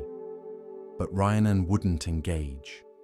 He would simply sit in silence or make tea or suggest they walk in the forest. At first, Masao found this frustrating, but by the second day, he began to notice something. His mind, which was usually so busy with thoughts and arguments and analyses, was beginning to quiet.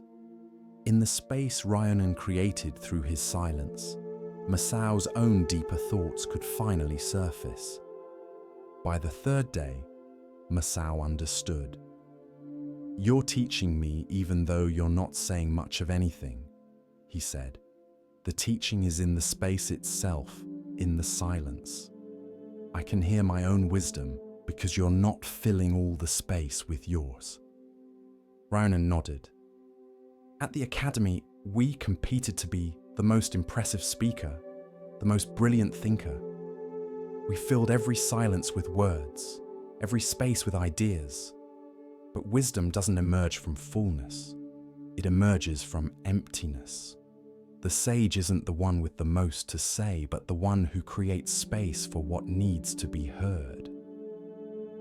Years passed, and Ryanan's hut became something of a pilgrimage site. But he never encouraged this. He never advertised his presence or claimed any special wisdom. He simply continued living as he had been, in solitude and silence, receiving those who came to him but never seeking them out. One day, a young man arrived who reminded Ryanan of himself many years ago. The young man was ambitious, successful, recognized in his field, but he was also hollow, exhausted, playing a role rather than living a life. Should I give it all up? The young man asked. Should I leave society like you did? Ryanan looked at him carefully. Why would you do that? Because you found peace here. You found wisdom. Maybe I need to become a hermit too. I didn't find peace because I became a hermit, Ryanan said. I became a hermit because I needed to find peace and I couldn't find it in the busy world. But the lesson isn't that everyone should flee to the mountains. The lesson is about creating space, cultivating silence, stepping back from constant busyness and engagement. You can do that without leaving society. He poured tea for both of them. Some people need to physically retreat to learn solitude. Others can cultivate it right in the middle of the busy world. The external form matters less than the internal reality. What matters is whether you create space in your life for silence, for reflection, for listening to deeper wisdom.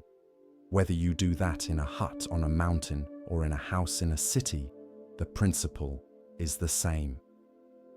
The young man looked disappointed. So you're not going to tell me to become a hermit? I'm going to tell you to become familiar with solitude, Rhiannon replied. To learn to be alone without being lonely. To create spaces in your busy life where you're not consuming, not producing, not performing, just being. Maybe that means taking a walk alone each day. Maybe it means sitting in silence for an hour each morning. Maybe it means turning off all your devices for one day a week and just being present to yourself and to life. The specific form doesn't matter. What matters is that you stop filling every moment with activity and create space for something deeper to emerge. He looked out at the forest. People come here thinking I have some special wisdom to give them. But all I really offer is space and silence. And they discover that in that space, their own wisdom can finally be heard. The wisdom was always there. It was just drowned out by noise and busyness. Solitude doesn't create wisdom. It reveals the wisdom that was hidden.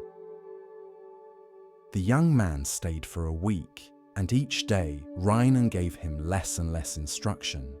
By the end of the week, they would sit together for hours without speaking, just being present to the silence and to each other.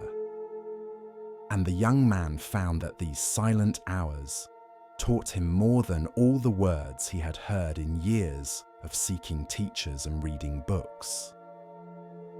When he left, he thanked Rhiannon. I thought you would teach me something. Instead, you showed me how to hear what I already knew.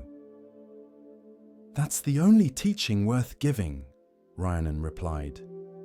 As more years passed, Rhiannon noticed an interesting pattern. The people who traveled to see him once rarely came back. It wasn't that they were disappointed, but rather that they had learned what they needed to learn. They had experienced solitude, discovered their own inner wisdom, and carried that back to their lives. They didn't need to keep returning because the teaching wasn't dependent on his physical presence. It was about a principle they could apply anywhere. A few visitors did return, usually in times of crisis or transition, and Rhiannon always received them, but he noticed that these return visits were shorter. The people knew now how to create their own space, their own silence. They came not because they needed him specifically, but because his hut represented a physical manifestation of the inner solitude they were learning to cultivate. One day, an old friend from his academy days came to visit. This friend, whose name was Kenji, had become the head of the academy, achieving the position Rhiannon could have had. He arrived looking exhausted, burdened by responsibility and expectation. I've achieved everything we once talked about achieving, Kenji said. I have the position, the respect, the influence. So why do I feel so empty? Rhiannon recognized this emptiness. It was what he had felt all those years ago, what had driven him to the mountains. Because you have everything except space, Rhiannon said. Your life is so full of accomplishment that there's no room left for being. You've filled every moment with doing, and you've lost touch with the silence beneath all the doing. But I can't just abandon everything, Kenji protested. I have responsibilities. People depend on me. I'm not suggesting you abandon anything, Ryanen replied. I'm suggesting you find spaces within your full life where you can be empty, even brief moments of solitude, of silence, of stopping. These moments are not wasted time. They're the moments where you reconnect with who you are beneath all your roles and responsibilities. He stood up and walked to the edge of his small clearing. I came to the mountains because I needed radical solitude to remember myself. But now I carry that solitude with me. Even when visitors are here, even when I'm engaged with others, there's a core of silence in me that remains untouched. That's what you need to find. Not external solitude necessarily, but internal solitude that you can access even in the middle of busyness. Kenji stayed for several days, and Ryanen taught him simple practices. Sitting in silence for even 10 minutes each morning. Taking a walk alone without purpose or destination. Eating one meal a day without distraction, just noticing the food and the act of eating. Creating small pockets of solitude within a busy life. When Kenji returned to the academy, he began implementing these practices, and he found that these small moments of solitude transformed his entire experience of his busy life. He was less reactive, more present, more capable of hearing his own wisdom beneath the noise of constant demands. He wrote to Ryanen, I understand now what you've been teaching. Solitude isn't about being alone. It's about creating space. And that space is what allows wisdom to emerge, what allows us to hear truth, what allows us to be present rather than just constantly doing. Thank you for showing me that I didn't need to abandon my life. I just needed to find space within it. Ryanen smiled when he read this letter. This was the real teaching. Not that everyone should become a hermit, but that everyone needs solitude in some form. Space where they're not performing, not producing, not consuming, just being.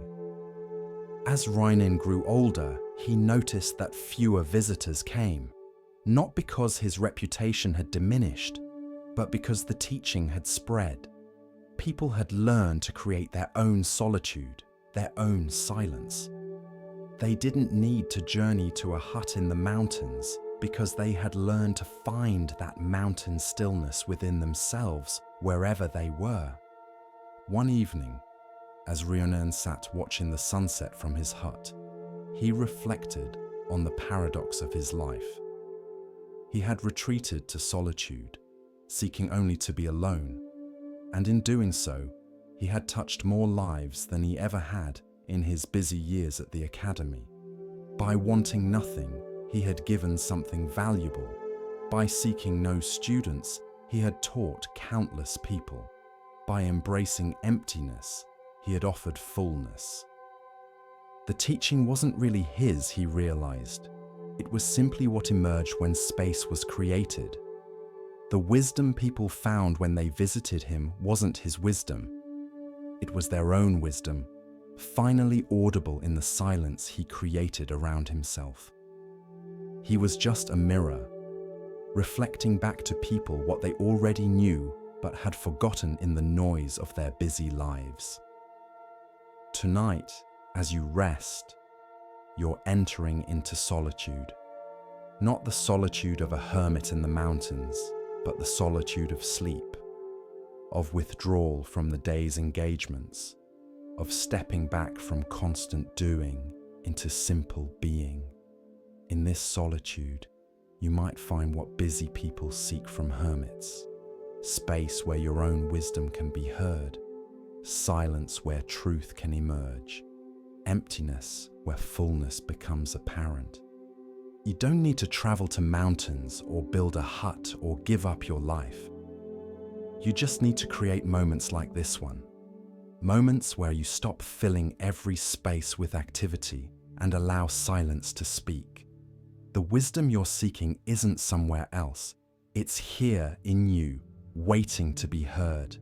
But it can only be heard in silence, in solitude, in the space you create by ceasing to be constantly busy. Rest now in the solitude of this moment. Let the silence teach you. Let the space fill you. What you've been seeking in all your busy engagement with the world is here, has always been here, waiting in the quiet.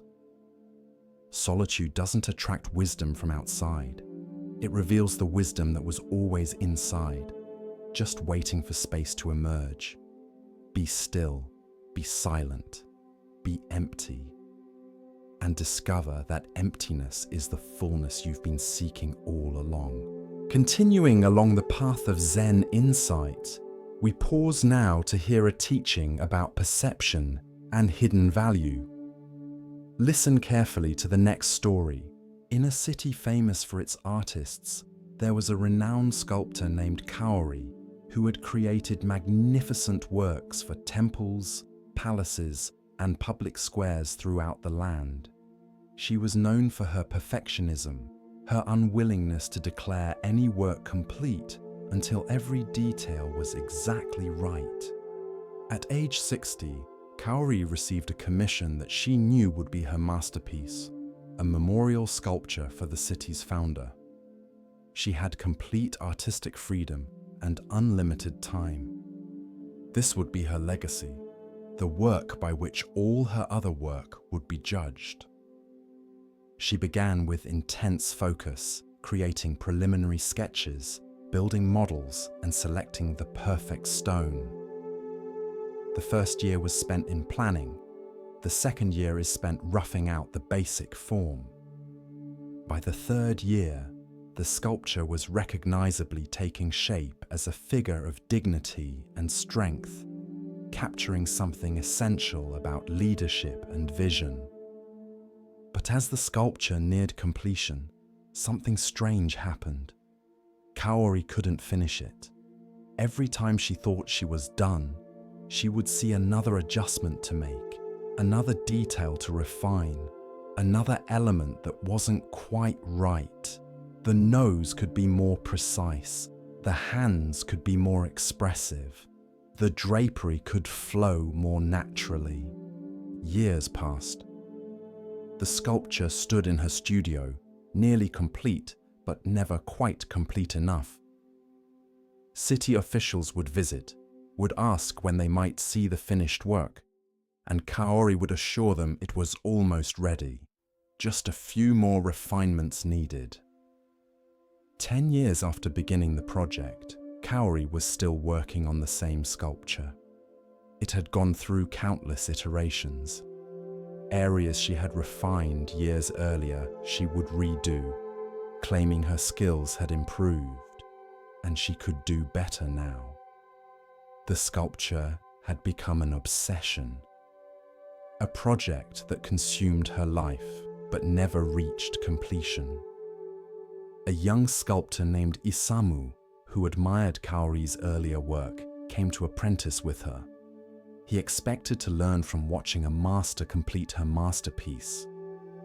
Instead, he found an old woman trapped in endless refinement, unable to stop working on a sculpture that had been nearly done for years. "Why don't you declare it finished?" Isamu finally asked, after watching Kaori rework the same hand for the third time since he arrived. "Because it's not perfect yet," Kaori replied. "I can see the ideal form in my mind. This stone version still falls short. I need to keep working until the stone matches the vision." "But will it ever match?"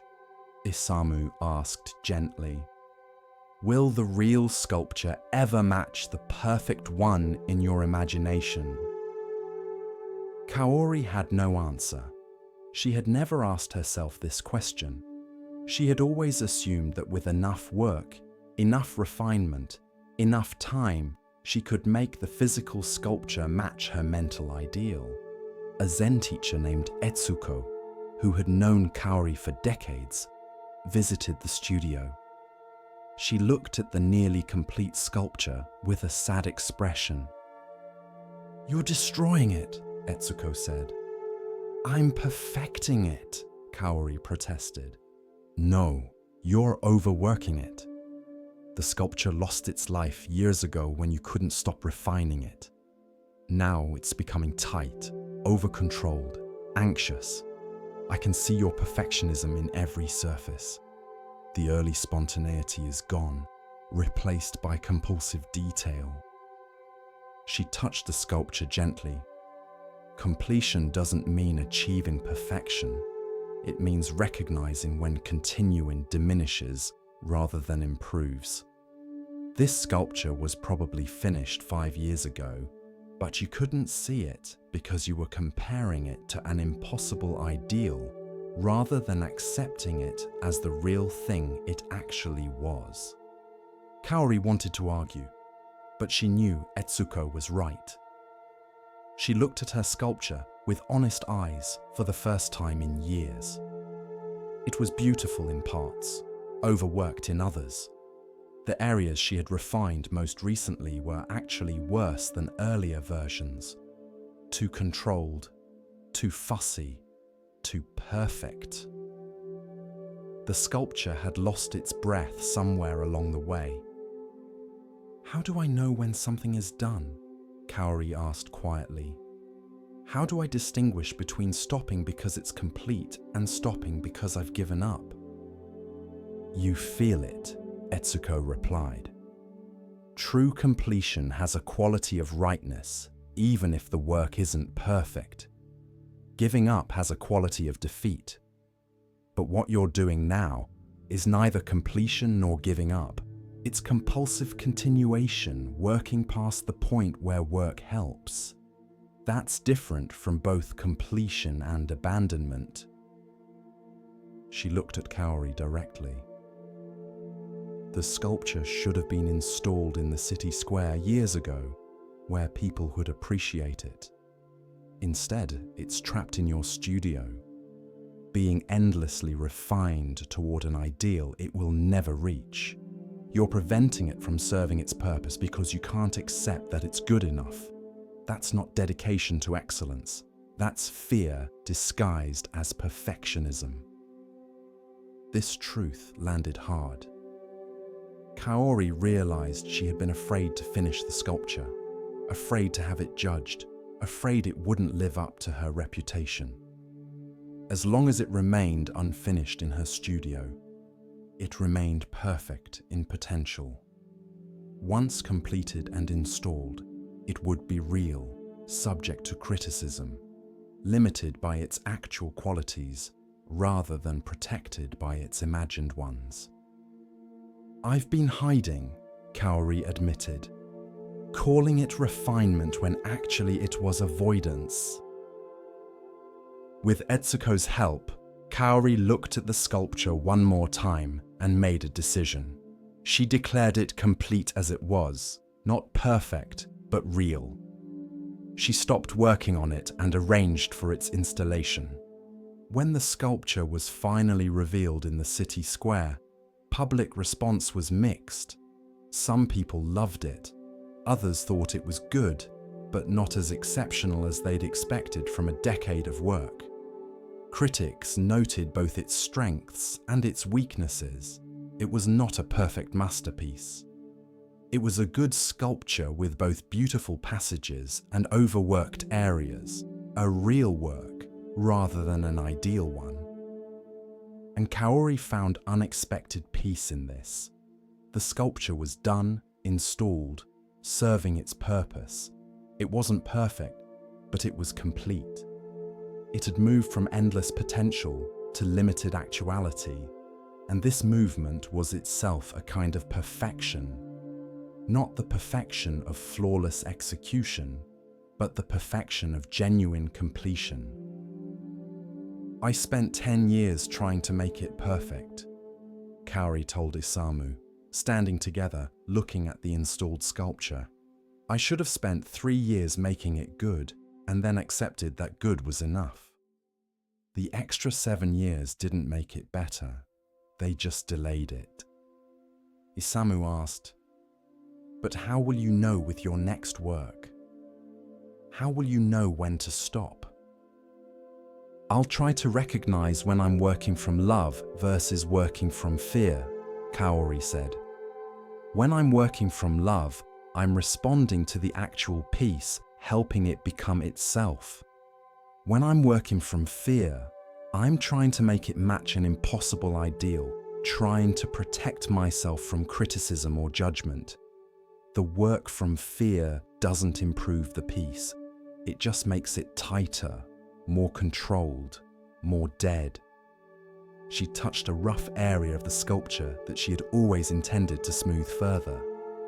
"See this?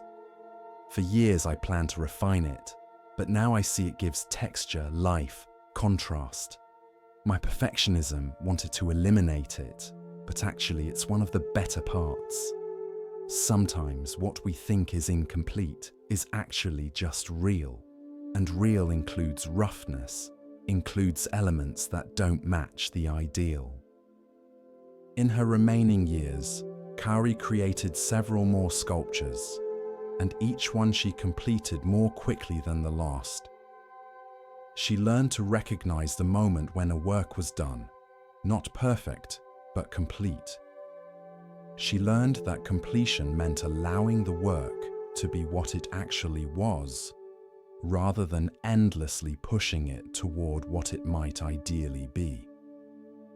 "My final work taught me that sometimes completion means stopping, not finishing," she told students. "Sometimes good enough is actually excellent, because continuing would diminish rather than improve. Sometimes the work is done when you can let it go, not when it's perfect." Tonight, as you rest, you might consider what in your life needs completion rather than more refinement.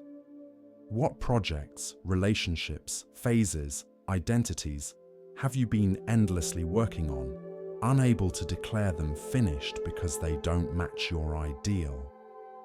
What would it mean to accept them as complete, as good enough, as done? Completion doesn't require perfection.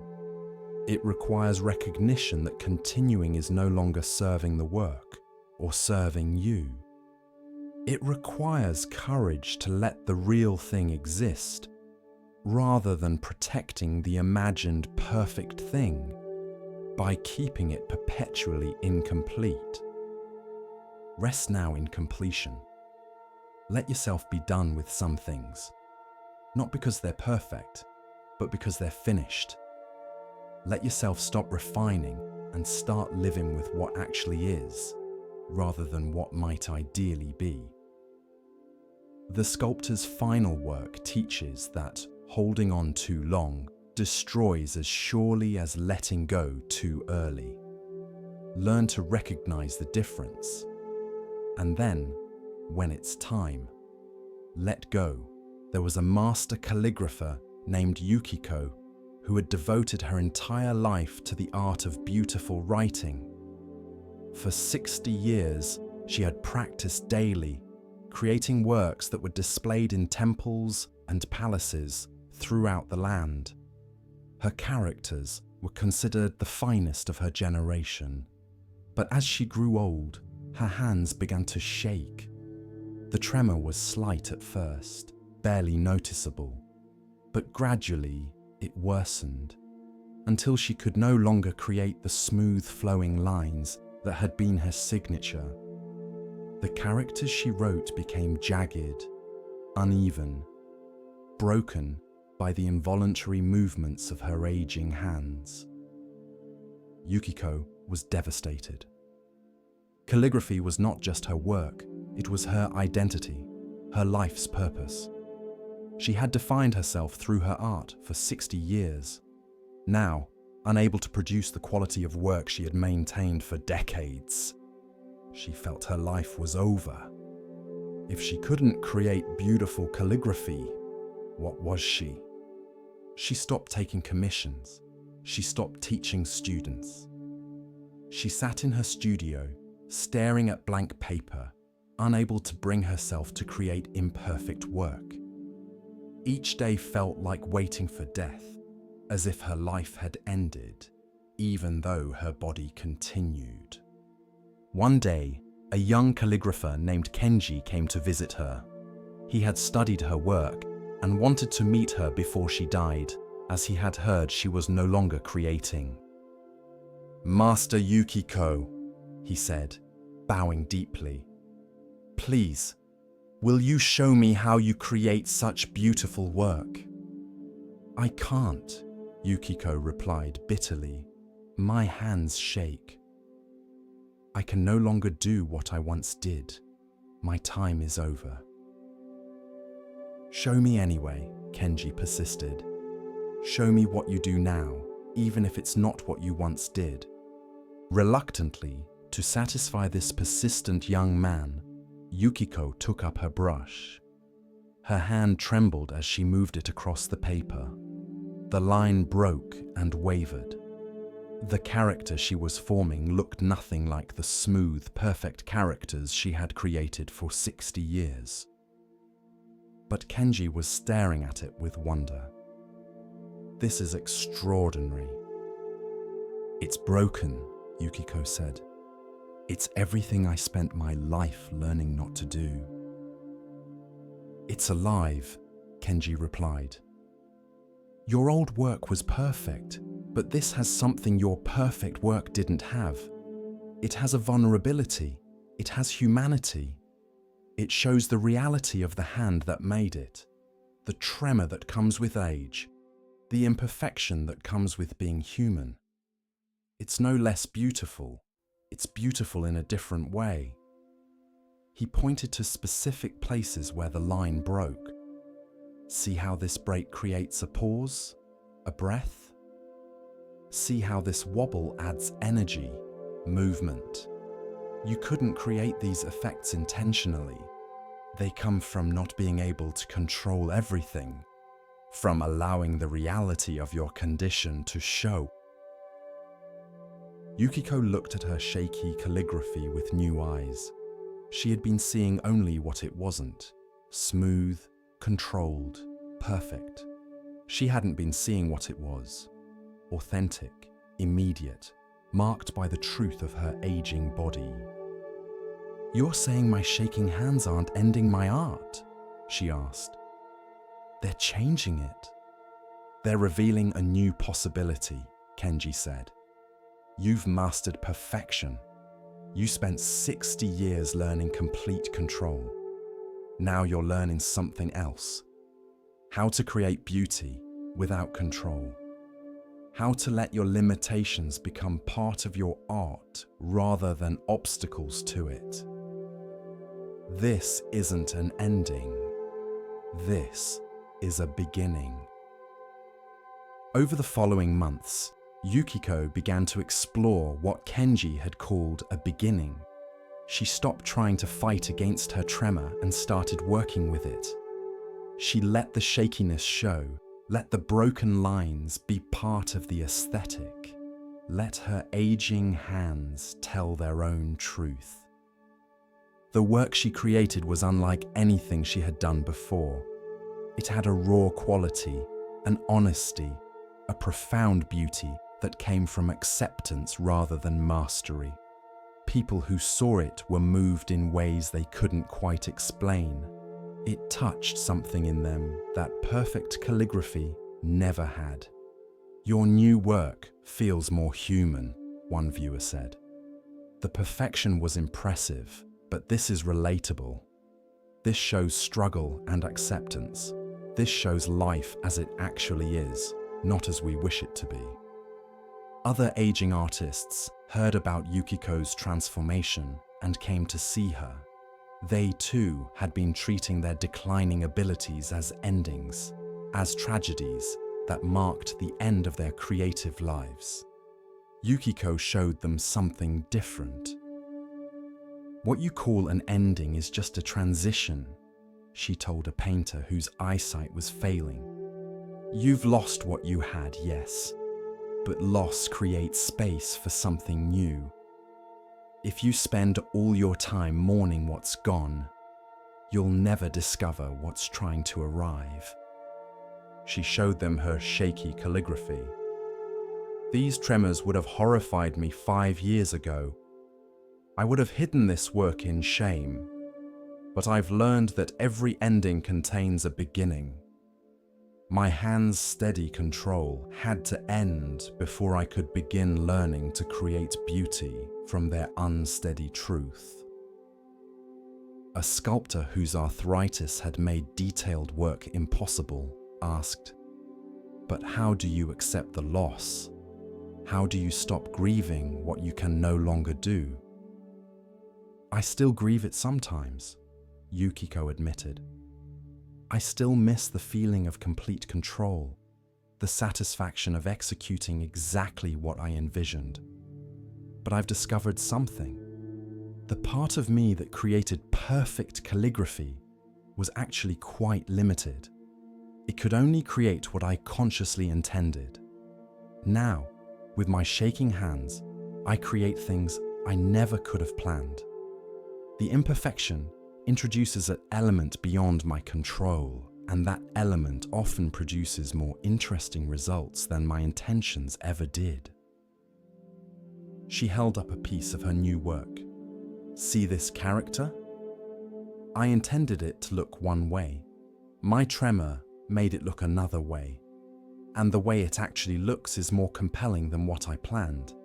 The beginning I'm in now includes accident, chance, collaboration with my body's wisdom rather than domination of it." Kenji, who continued to visit Yukiko regularly, said, "You've become a better artist by becoming worse at control. Your mastery now includes accepting what you can't master. That's a higher skill than perfect technique ever was." Yukiko nodded. "When I had complete control, I could only create versions of what I already knew. Now, with partial control, I'm discovering things I didn't know were possible. The ending of my old art was the beginning of art I couldn't have created any other way." A Zen master who collected calligraphy commissioned a piece from Yukiko. When she delivered it, with all its shaky lines and broken strokes, he hung it in his meditation hall's place of honor. "This shows the essence of Zen," he told his students. "Perfection is static, fixed, dead. This work is dynamic, alive, accepting of change and impermanence." The master's tremor isn't a flaw in the work. It's the work teaching its deepest truth. That beauty includes imperfection. The endings contain beginnings. That loss creates space for discovery. Yukiko lived another 15 years, creating what many considered her finest work during this period. Critics called her late style revolutionary, noting how it had influenced a generation of younger artists to embrace imperfection and vulnerability in their work. When she finally died at 85, still creating tremor-marked calligraphy to the end, her students gathered to remember her. They spoke of her 2 periods, the 60 years of perfect control and the 15 years of acknowledged tremor. "Which period was greater?" a young student asked. An older student replied, "She was always great." But she became wise only in her 2nd period, when she learned that endings contain beginnings. When she discovered that what you lose forces you to find what you didn't know was there. When she understood that every door that closes reveals another door you weren't seeing before. Tonight, as you rest, what endings are you mourning? What losses are you treating as pure conclusions with nothing beyond them? What abilities, relationships, or circumstances have ended that you're grieving, as if ending means death rather than transition? Every ending contains a beginning you can't see yet. The closing of one possibility opens others that couldn't have opened if the first possibility had continued. Your losses aren't just subtractions. They're also additions of space, of new potential, of directions you couldn't have gone while the old way remained available. What's ending in you right now isn't your conclusion, it's your transition. Something is completing, so something else can begin. The tremor that seems to be ruining your perfect lines is actually creating new kinds of beauty you couldn't have achieved through control alone. Rest now in acceptance of endings as beginnings in disguise. What's leaving is making room. What's breaking is revealing. What's ending is beginning, just not in ways you can recognize yet. Trust the ending. It knows what it's doing. Every conclusion contains a hidden opening, and you're moving toward it even as you mourn what's closing behind you. Sleep now in the space between ending and beginning, knowing that this space itself is fertile ground where something unexpected and beautiful is already starting to grow. As we drift deeper into the still waters of Zen, a quiet teaching begins to rise, one that speaks of clarity and of value not always seen. Listen gently now. The next story begins. In a garden temple, the monks kept a beautiful crane named Haku in a large bamboo enclosure. Haku had been brought to the temple as an injured chick, nursed back to health, and raised in the enclosure where he was safe from predators and provided with ample food. For 3 years, Haku lived comfortably in his bamboo home. The monks fed him daily, cleaned his space, and even spoke to him in gentle tones. He had everything a crane could need except freedom, though the monks assured themselves they were keeping him safe. One day, a traveling priest named Osho visited the temple and saw Haku in his enclosure. The priest noticed that Haku's wings had grown strong and full. He was clearly capable of flight, yet he never attempted to fly beyond the bamboo walls, even though portions of the enclosure were open to the sky. "Why doesn't your crane fly away?" Osho asked the monks. "He could if he wanted to," one monk replied. "We don't clip his wings. But he stays because he knows this is where his food comes, where he's safe, where he belongs." Osho watched Haku for several days. The crane would walk around his enclosure, occasionally stretching his wings, but never attempting actual flight. It was as if Haku had forgotten that flight was even possible, that his wings had any purpose beyond stretching. On his last day at the temple, Osho asked permission to enter Haku's enclosure. He approached the crane slowly, then suddenly clapped his hands and shouted, startling Haku into the air. The crane's wings opened instinctively, and for a moment, Haku was flying, truly flying, circling above the enclosure in surprise. But after only 2 circles, Haku landed back in his familiar corner, as if the brief flight had frightened rather than thrilled him. He settled back into his routine immediately, walking the same worn paths he always walked. The monks were angry. "You scared him! You could have hurt him!" "I showed him he could fly," Osho replied calmly, "but he chose to land." That choice tells me something important. Your crane is imprisoned not by bamboo walls, but by comfort. He could leave any time, but he won't, because the enclosure has become more familiar than freedom. He looked at the monks gathered around him. And before you judge Haku too harshly, ask yourselves, how are you different? How many of you are living in comfortable enclosures of your own making, never attempting to fly because the familiar is safer than the possible?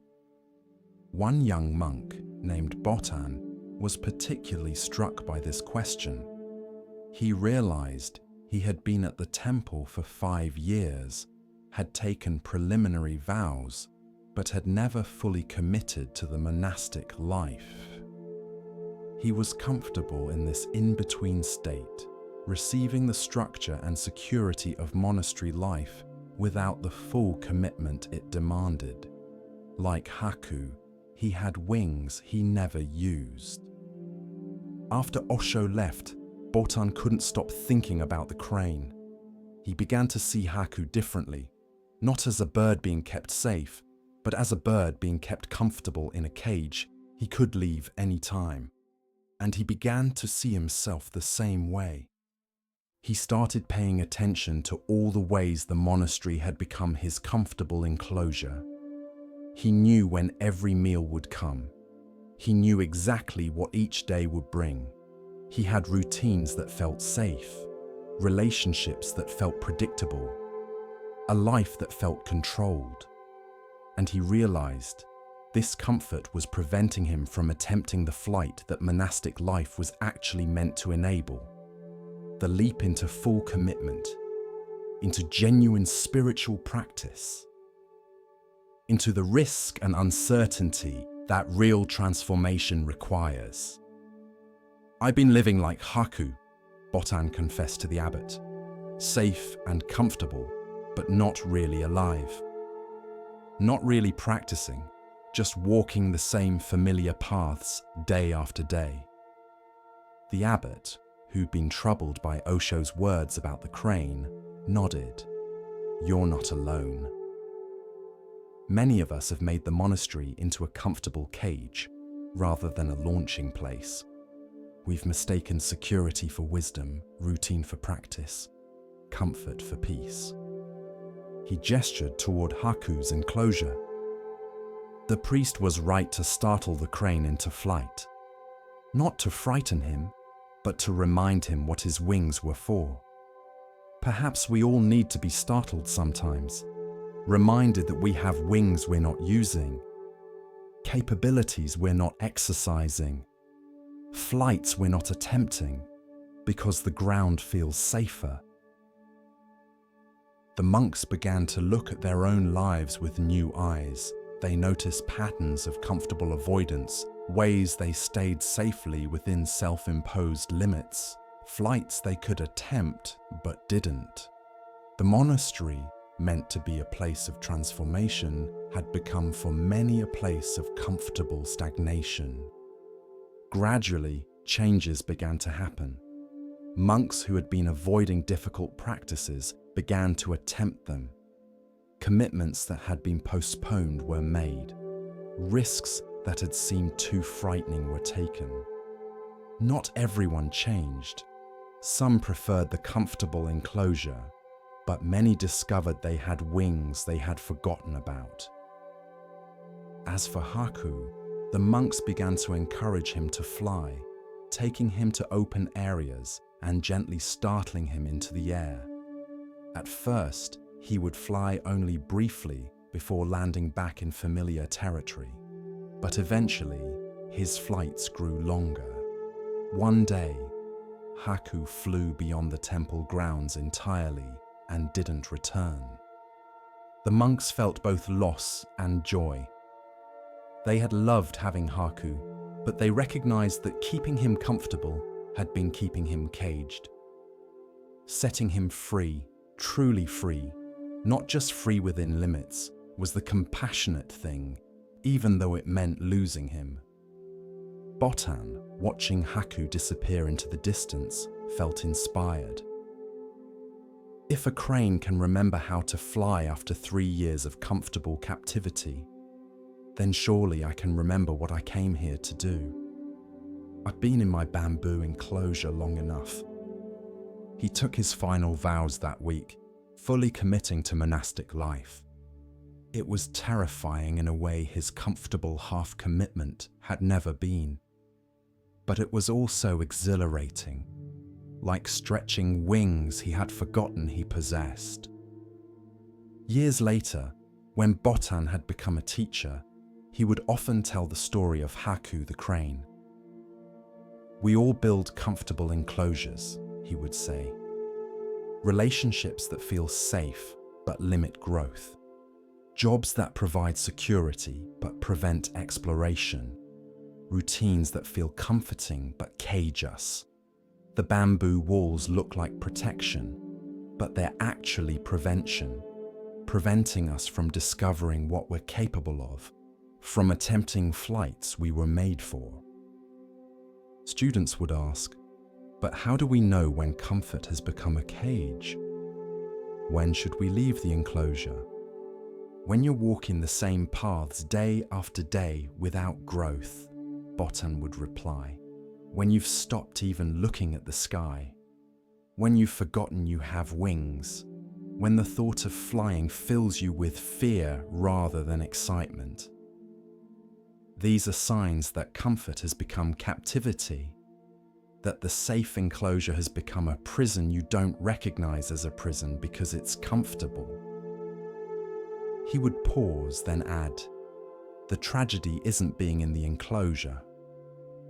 The tragedy is forgetting you can leave, forgetting you were made for flight, forgetting that your wings have purpose beyond stretching."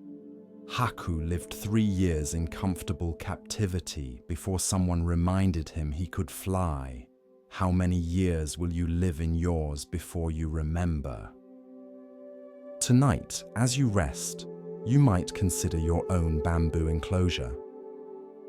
What comfortable cage have you built for yourself? What safe patterns have you established that prevent growth? What flights are you not attempting because staying grounded feels safer? You have wings. You've always had wings. The question isn't whether you're capable of flight. You are. The question is whether you've become so comfortable with the ground that you've forgotten that the sky is where you belong. Whether the bamboo enclosure feels so safe that you've stopped noticing it's still an enclosure. Rest tonight with this awareness. Tomorrow, you could fly. You could attempt something that terrifies you. You could leave the comfortable patterns and risk the unknown. You could stretch your wings, not just as exercise, but as preparation for actual flight. The cage isn't locked. It never was. You've just been comfortable enough that you forgot to try the door. Sleep now and dream of flying. Let some part of you remember what your wings are for. And when you wake, maybe, just maybe, you'll be ready to find out what happens when you actually use them. With each breath, we continue our journey through the wisdom of Zen, where the smallest stone may hold the greatest truth. Here starts the next story. A young man named Tetsu came to study with a famous Zen master named Bankei. Tetsu had read many books about Buddhism and philosophy. He arrived full of questions, eager to test his understanding against the master's wisdom. On his first day, Bankei asked Tetsu, "What do you know about Zen?" Tetsu was ready for this question. He began to explain the concepts he had learned: emptiness, Buddha nature, the middle way, non-duality. He spoke for 20 minutes, demonstrating his knowledge, occasionally glancing at Bankei to see if the master was impressed. When Tetsu finally finished, Bankei said simply, "What else?" Tetsu was confused. "What do you mean, what else?" "You've told me what you know about Zen. Now tell me what you don't know." "Well," Tetsu hesitated. This wasn't a question he had prepared for. "I suppose there are advanced teachings I haven't encountered yet, and practical applications I'm still learning." "That's not what I asked," Bankei said. I asked what you don't know. Not what you haven't learned yet, but what you genuinely don't know and recognize as unknowable. Tetsu was silent. He had spent years accumulating knowledge, thinking that was the path to wisdom. The idea of deliberately acknowledging what he didn't know felt like admitting defeat. Come back tomorrow, Bankei said, with a list of everything you don't know. Tetsu spent all evening trying to complete this impossible assignment. Every time he wrote "I don't know X," he would realize that he did know something about X, or could figure it out, or could look it up. By midnight, his page was blank. He couldn't genuinely claim not to know anything because he could always imagine ways to know it. The next morning, he returned to Bankei with empty hands. I couldn't make the list. Why not? Because I kept finding that I could know things, or learn things, or figure things out. I couldn't find anything I genuinely don't know. Bankei smiled. Then you've learned nothing from your books. Because the wisest people are the ones who understand the vastness of what they don't know. Knowledge is a small island in an ocean of mystery. The more you know, the more coastline you have touching that ocean, the more you realize how much is unknown. But you've built your island and convinced yourself it's the whole world. He gestured for Tetsu to sit. Tell me something simple. Why does the sun rise each morning? Because of the Earth's rotation, Tetsu answered confidently. And why does the Earth rotate? Because of physics, angular momentum from the solar system's formation. And why does the universe have these laws of physics rather than different ones? Tetsu opened his mouth, then closed it. He had no answer. You see? Bankei said gently. 3 questions deep, and we've reached mystery. You can describe what happens, but you can't explain why it happens, why existence is this way, rather than some other way. Behind every answer is a deeper question, and eventually, we reach the ground of not knowing. He poured tea for both of them. The problem with collecting knowledge is that it makes you think you understand. You learn the names of things, the explanations, the theories, and you mistake the map for the territory. You think because you can explain how a flower grows, you understand the flower, but you don't. The mystery of existence, of consciousness, of why there's something rather than nothing, this remains completely unknown no matter how much you learn. Tetsu felt something loosening in his chest. So all my study was worthless? Not worthless, Bankei replied, but incomplete. Knowledge without the humility of not knowing is just cleverness. It makes you think you've arrived when you've barely begun the journey. The real beginning of wisdom is when you stop pretending to know and start genuinely inquiring into what you don't know and can't know.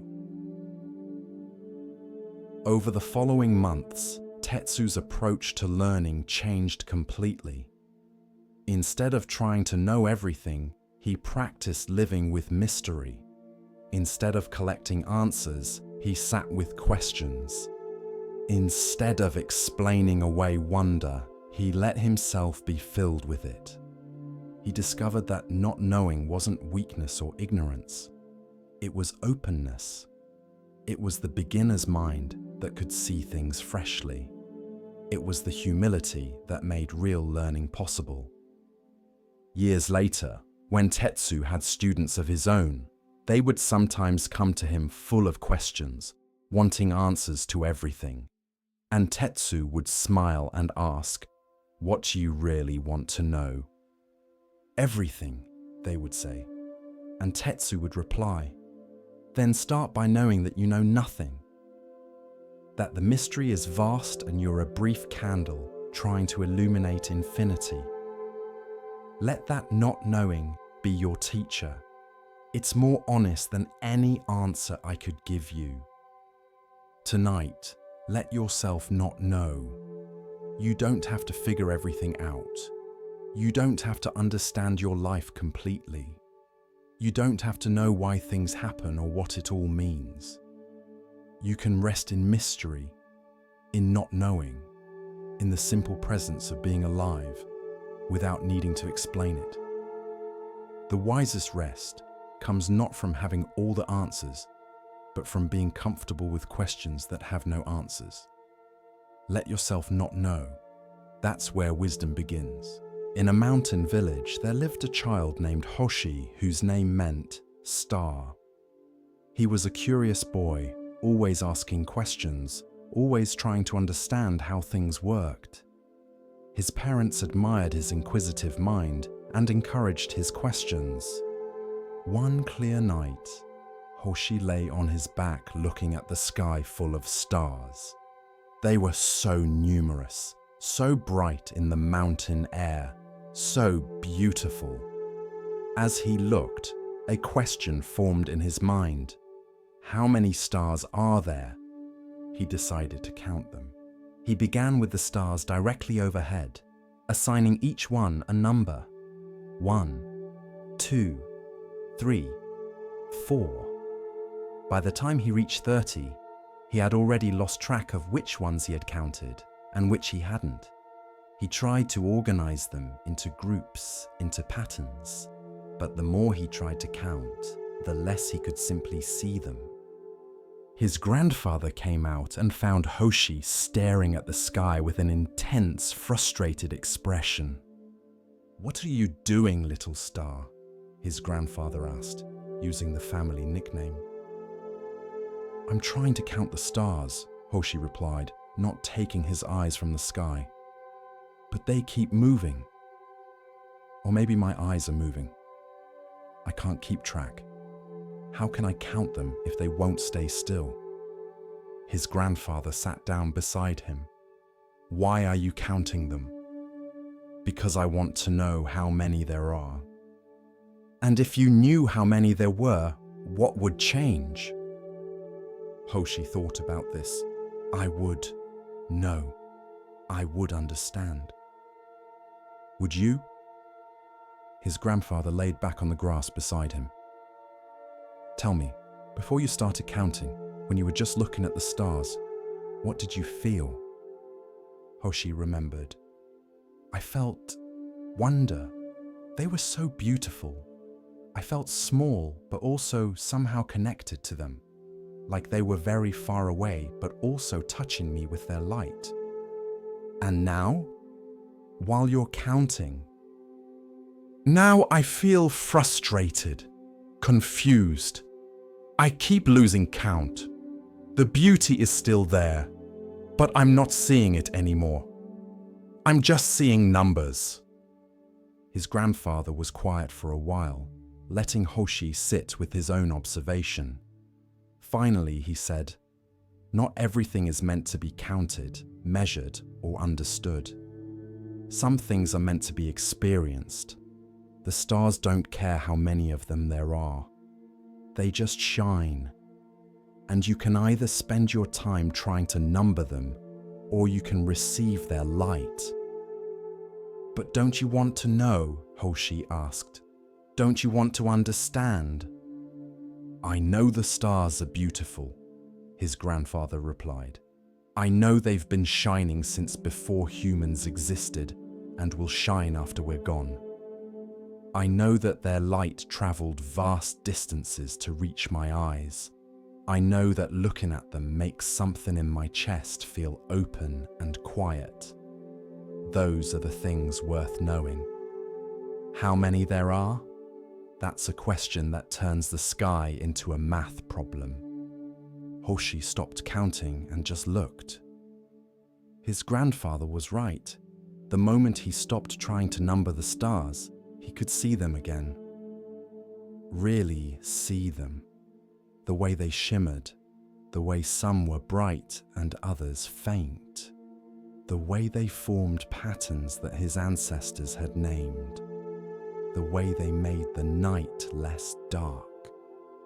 Everything you count or measure, his grandfather continued, you transform from an experience into data.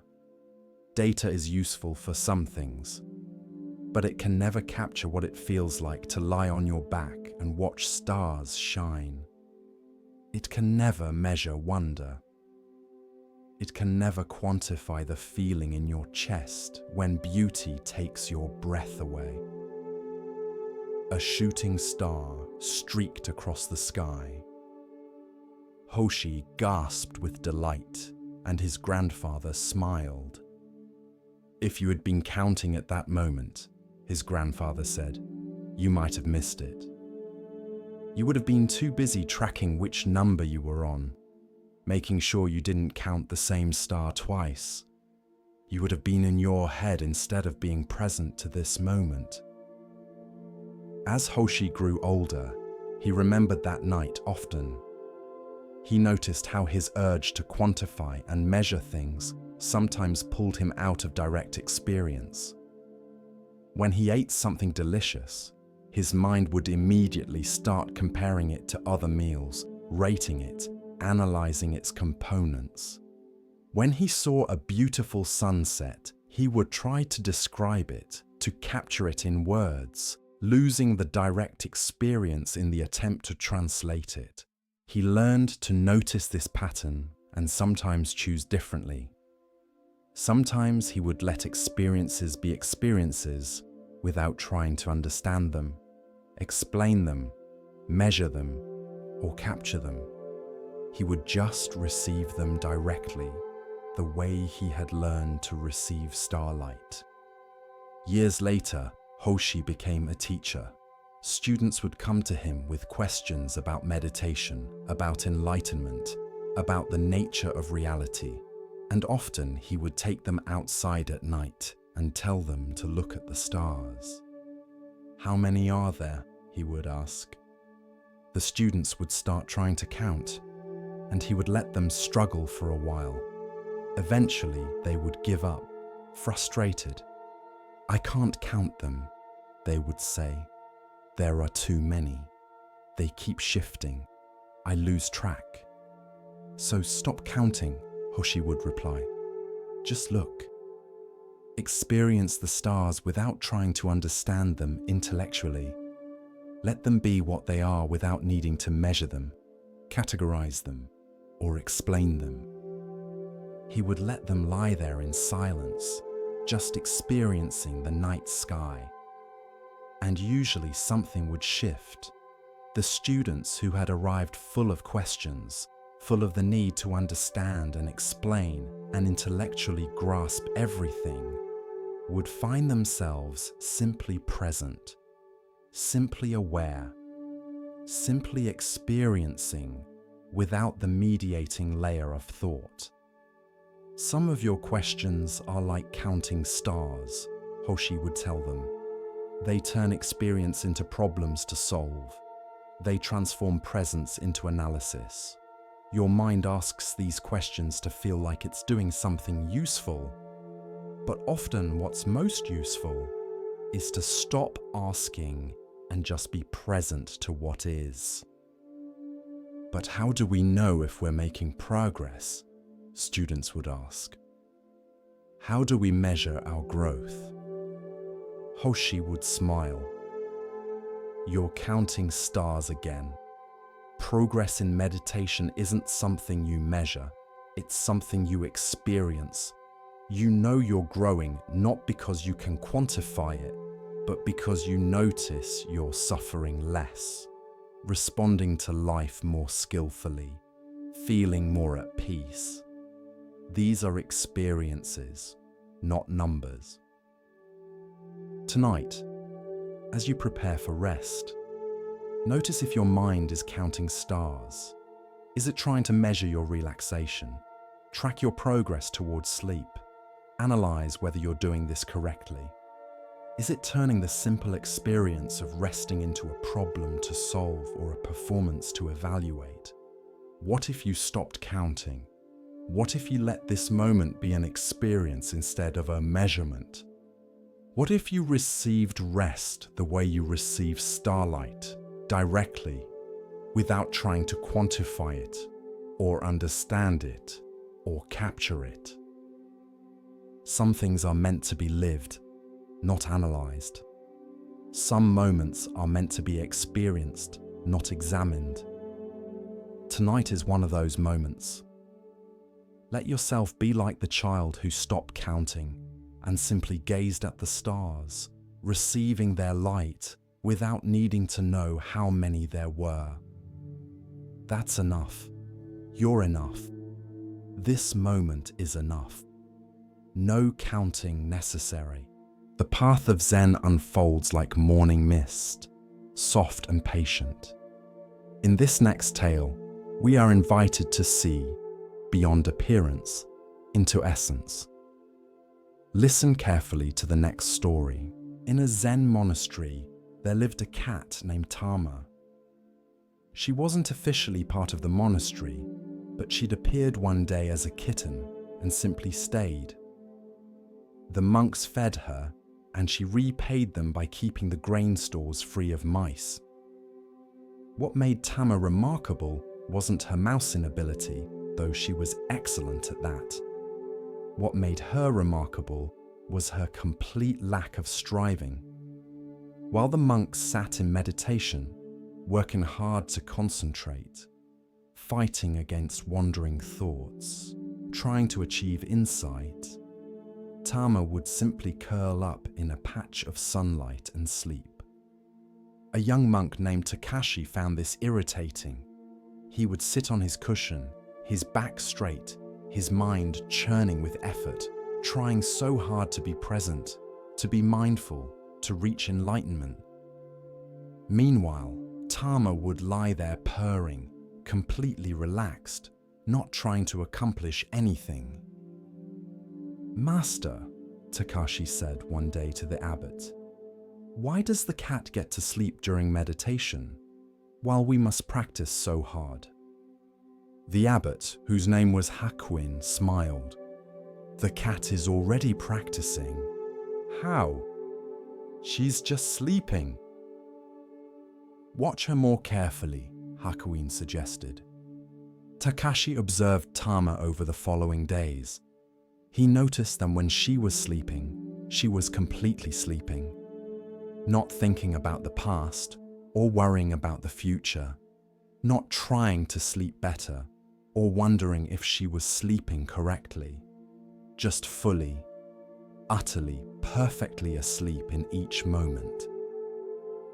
When Tama woke, she would stretch completely, every muscle engaged and then released.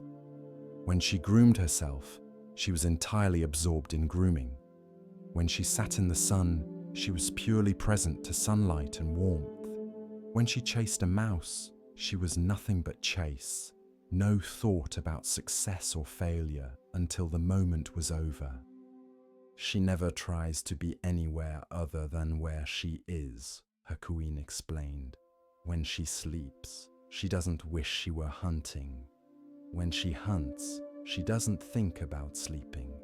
She is fully present to each activity without this constant mental struggle you humans engage in."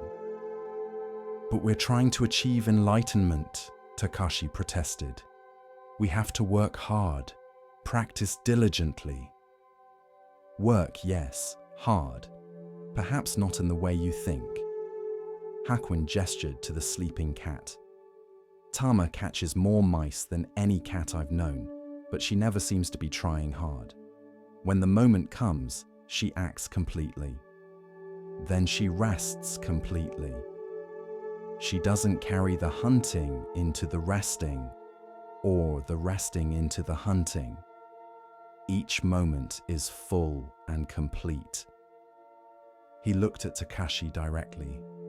"You sit on your cushion trying so hard to meditate that you forget to actually meditate. You're so busy trying to be present that you're not present. You're striving for effortlessness, which is a contradiction. Takashi didn't fully understand, but he kept watching Tama. He noticed that she never seemed anxious. She didn't worry about whether she was a good enough cat. She didn't compare herself to other cats. She didn't have goals about becoming a more enlightened cat. She simply was what she was, doing what she did, moment by moment, without the overlay of mental struggle. One day during meditation, Takashi's mind was particularly agitated. Thoughts flew through like startled birds. He tried harder to concentrate, which only made his mind more turbulent. He tried to force his thoughts to stop, which made them multiply. He was exhausted from the effort of trying to meditate. Then he noticed Tama sleeping nearby. Her breathing was deep and easy. Her body was completely relaxed. She wasn't trying to sleep in any particular way or worried about the quality of her sleep. She was just sleeping. Something shifted in Takashi. What if he stopped trying so hard? What if he just sat the way Tama just slept, not trying to be enlightened, not working towards some goal, just being present to sitting itself? He relaxed his shoulders. He stopped fighting with his thoughts. He let his breath move naturally instead of trying to control it. He simply sat without agenda, without striving, just present to the experience of sitting. The meditation didn't suddenly become perfect. His mind didn't empty completely, but something was different. There was ease instead of struggle, presence instead of performance, just sitting like Tama was just sleeping. After the meditation session, Hakuin came over to him. "You learned something from the cat today." "How did you know?" "I could see it. You stopped trying to meditate and simply meditated. This is the cat's teaching." "But Master," Takashi asked, genuinely confused, "if we don't try, how do we improve? How do we make progress?" Hakuin looked at Tama, who was now washing her face with complete attention. Does the cat try to improve at being a cat? Does she have a goal of becoming a more advanced cat someday? Number, she simply cats, fully and completely. And in that complete engagement without self-conscious striving, she is perfect at being cat. He turned back to Takashi. When you sit with full presence but without striving, you are perfect at sitting. Not perfect in some idealized sense, but perfect in that you are completely doing what you're doing. That's all practice requires. Complete presence. The improvements take care of themselves when you stop trying to force them. Over the months that followed, Takashi began to practice what he called cat meditation. Instead of trying hard, he would simply be present, the way Tama was present. His practice didn't become lazy or unfocused. Actually, it became more focused, but without the tension of trying, like Tama hunting, completely engaged, but not strained.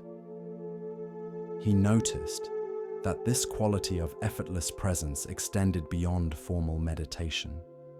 When he worked in the garden, he could work like Tama slept, fully engaged without mental struggle. When he ate, he could eat with the same complete presence Tama brought to eating. When he walked, he could simply walk, without the constant mental commentary about walking. Years later, when Takashi had become a teacher himself, students would often ask him about effort in practice. Should we try harder, push ourselves more? Takashi would point to whatever cat was currently living at the monastery. There was always a cat. Ask the cat, he would say. The cat will teach you that complete presence requires no effort, but it also allows no distraction. The cat doesn't try to be present. The cat is simply present. This is not laziness. This is the highest form of attention. Attention without strain, presence without performance. He would watch the students struggle with this teaching, trying hard not to try hard, making effort to be effortless. And he would smile, remembering his own confusion. You cannot try your way into effortlessness, he would tell them. You can only relax into it. Let go of trying to be present and simply be present. This moment needs nothing added to it. You need nothing added to you. Just be here, like the cat is here. That's the whole practice. Tonight, as you settle towards sleep, notice if you're trying hard to relax. Are you striving to let go? Making effort to be effortless? This is the human paradox that Tama never experienced. What if you could rest like the cat rests? Completely, without reservation, without trying to rest correctly or worrying about the quality of your rest? What if you could let go of the whole project of self-improvement just for these hours and simply be what you are?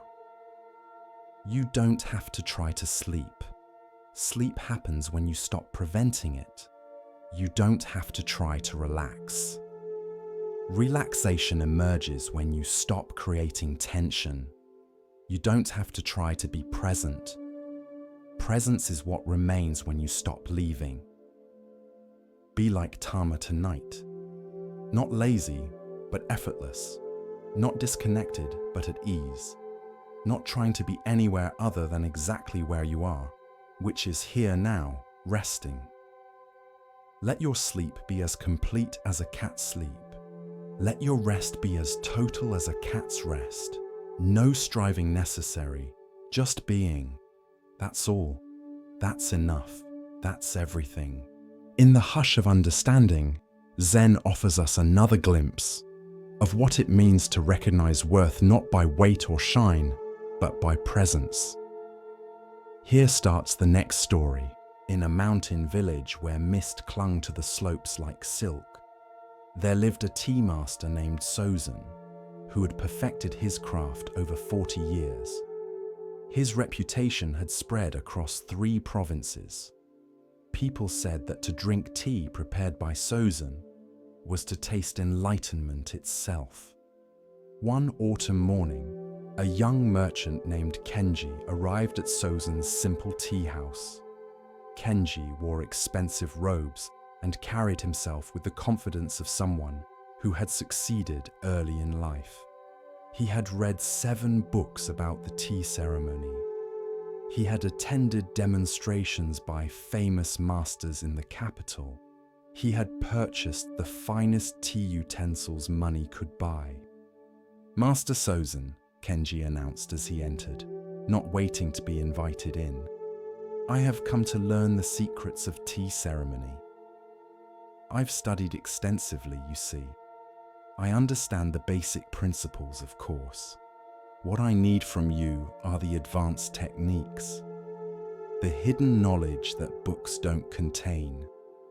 Sozan, who had been sitting quietly by the window watching leaves drift past, turned slowly and smiled. His face was deeply lined, kind, patient as stone. "Please sit," he said, gesturing to the mat across from him.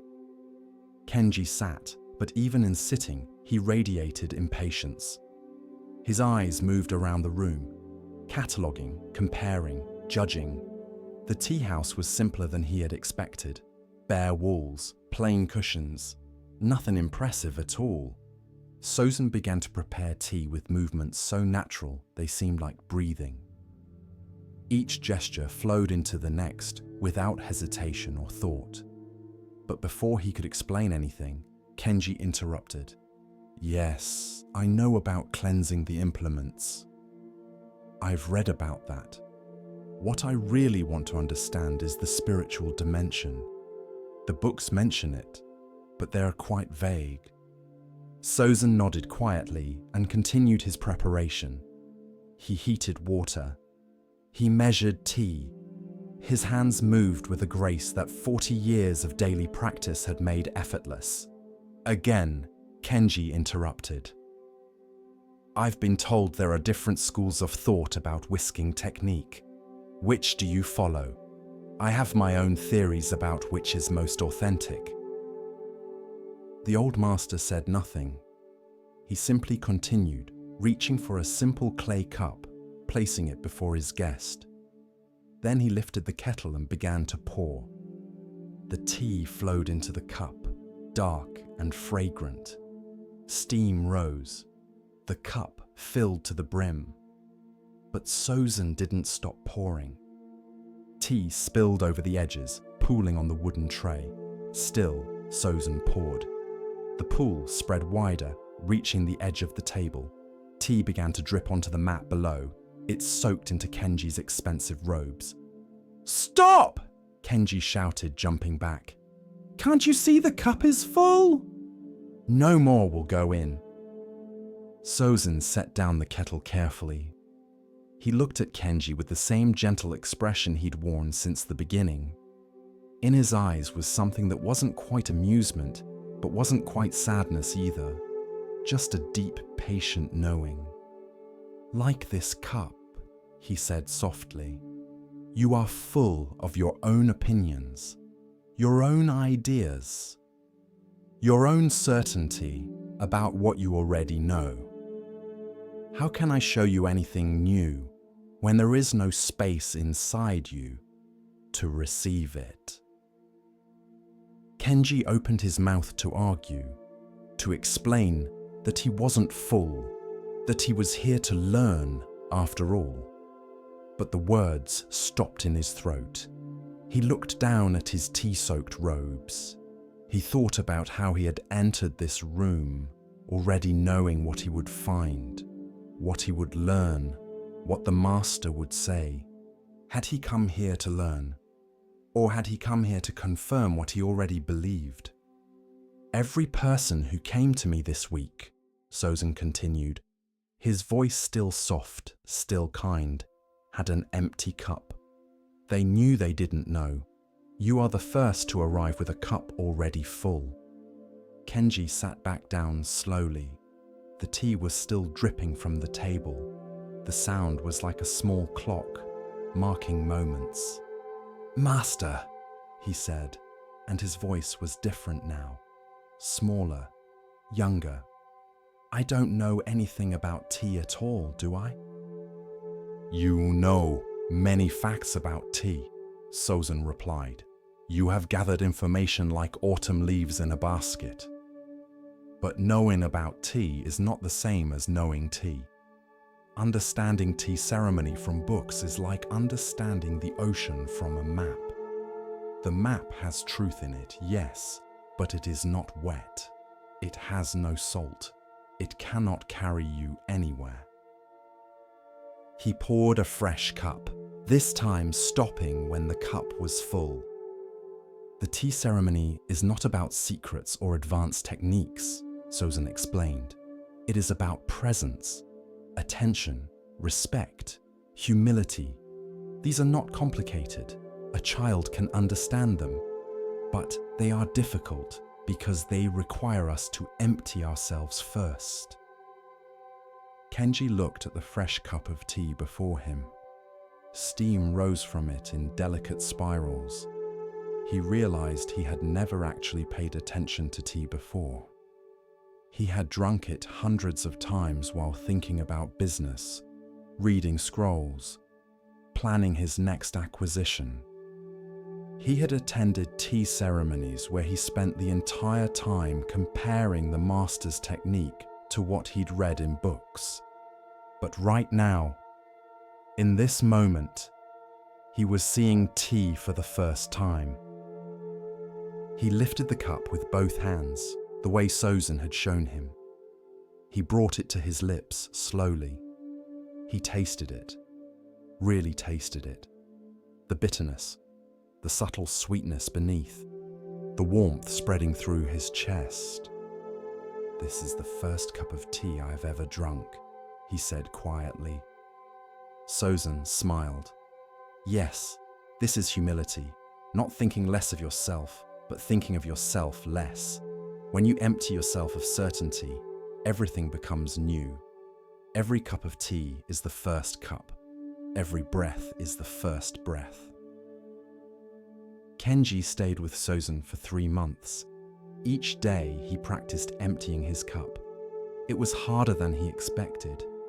His mind kept filling itself with opinions, judgments, comparisons. But slowly he learned.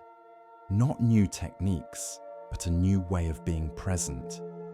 Years later, when Kenji had his own students, they would notice something unusual about how he taught. He never claimed to have all the answers. He never said, "This is the only way." Instead, he would ask questions. He would create space for his students to discover on their own. When asked about his approach, he would smile and tell the story of a cup that overflowed. "My master taught me that learning begins with emptiness," he would say. "The moment we think we know everything is the moment we stop growing. So I try to keep my cup empty, always ready to be filled again." This teaching about emptiness, about humility, is one that serves us even now, even here, as we prepare for rest. How often do we approach each day, each moment, each person, already full of what we think we know? How often do we miss what's actually present because we're too busy confirming our expectations? Tonight, as you settle into rest, you might practice this same emptiness. Let go of what you think you know about sleep, about relaxation, about how this should feel. Empty your cup completely. And in that emptiness, something new can pour in. Something fresh, something true. As the lantern of awareness glows a little brighter, we come to a tale about seeing with more than the eyes. Let the stillness guide you now, and listen carefully to the next story.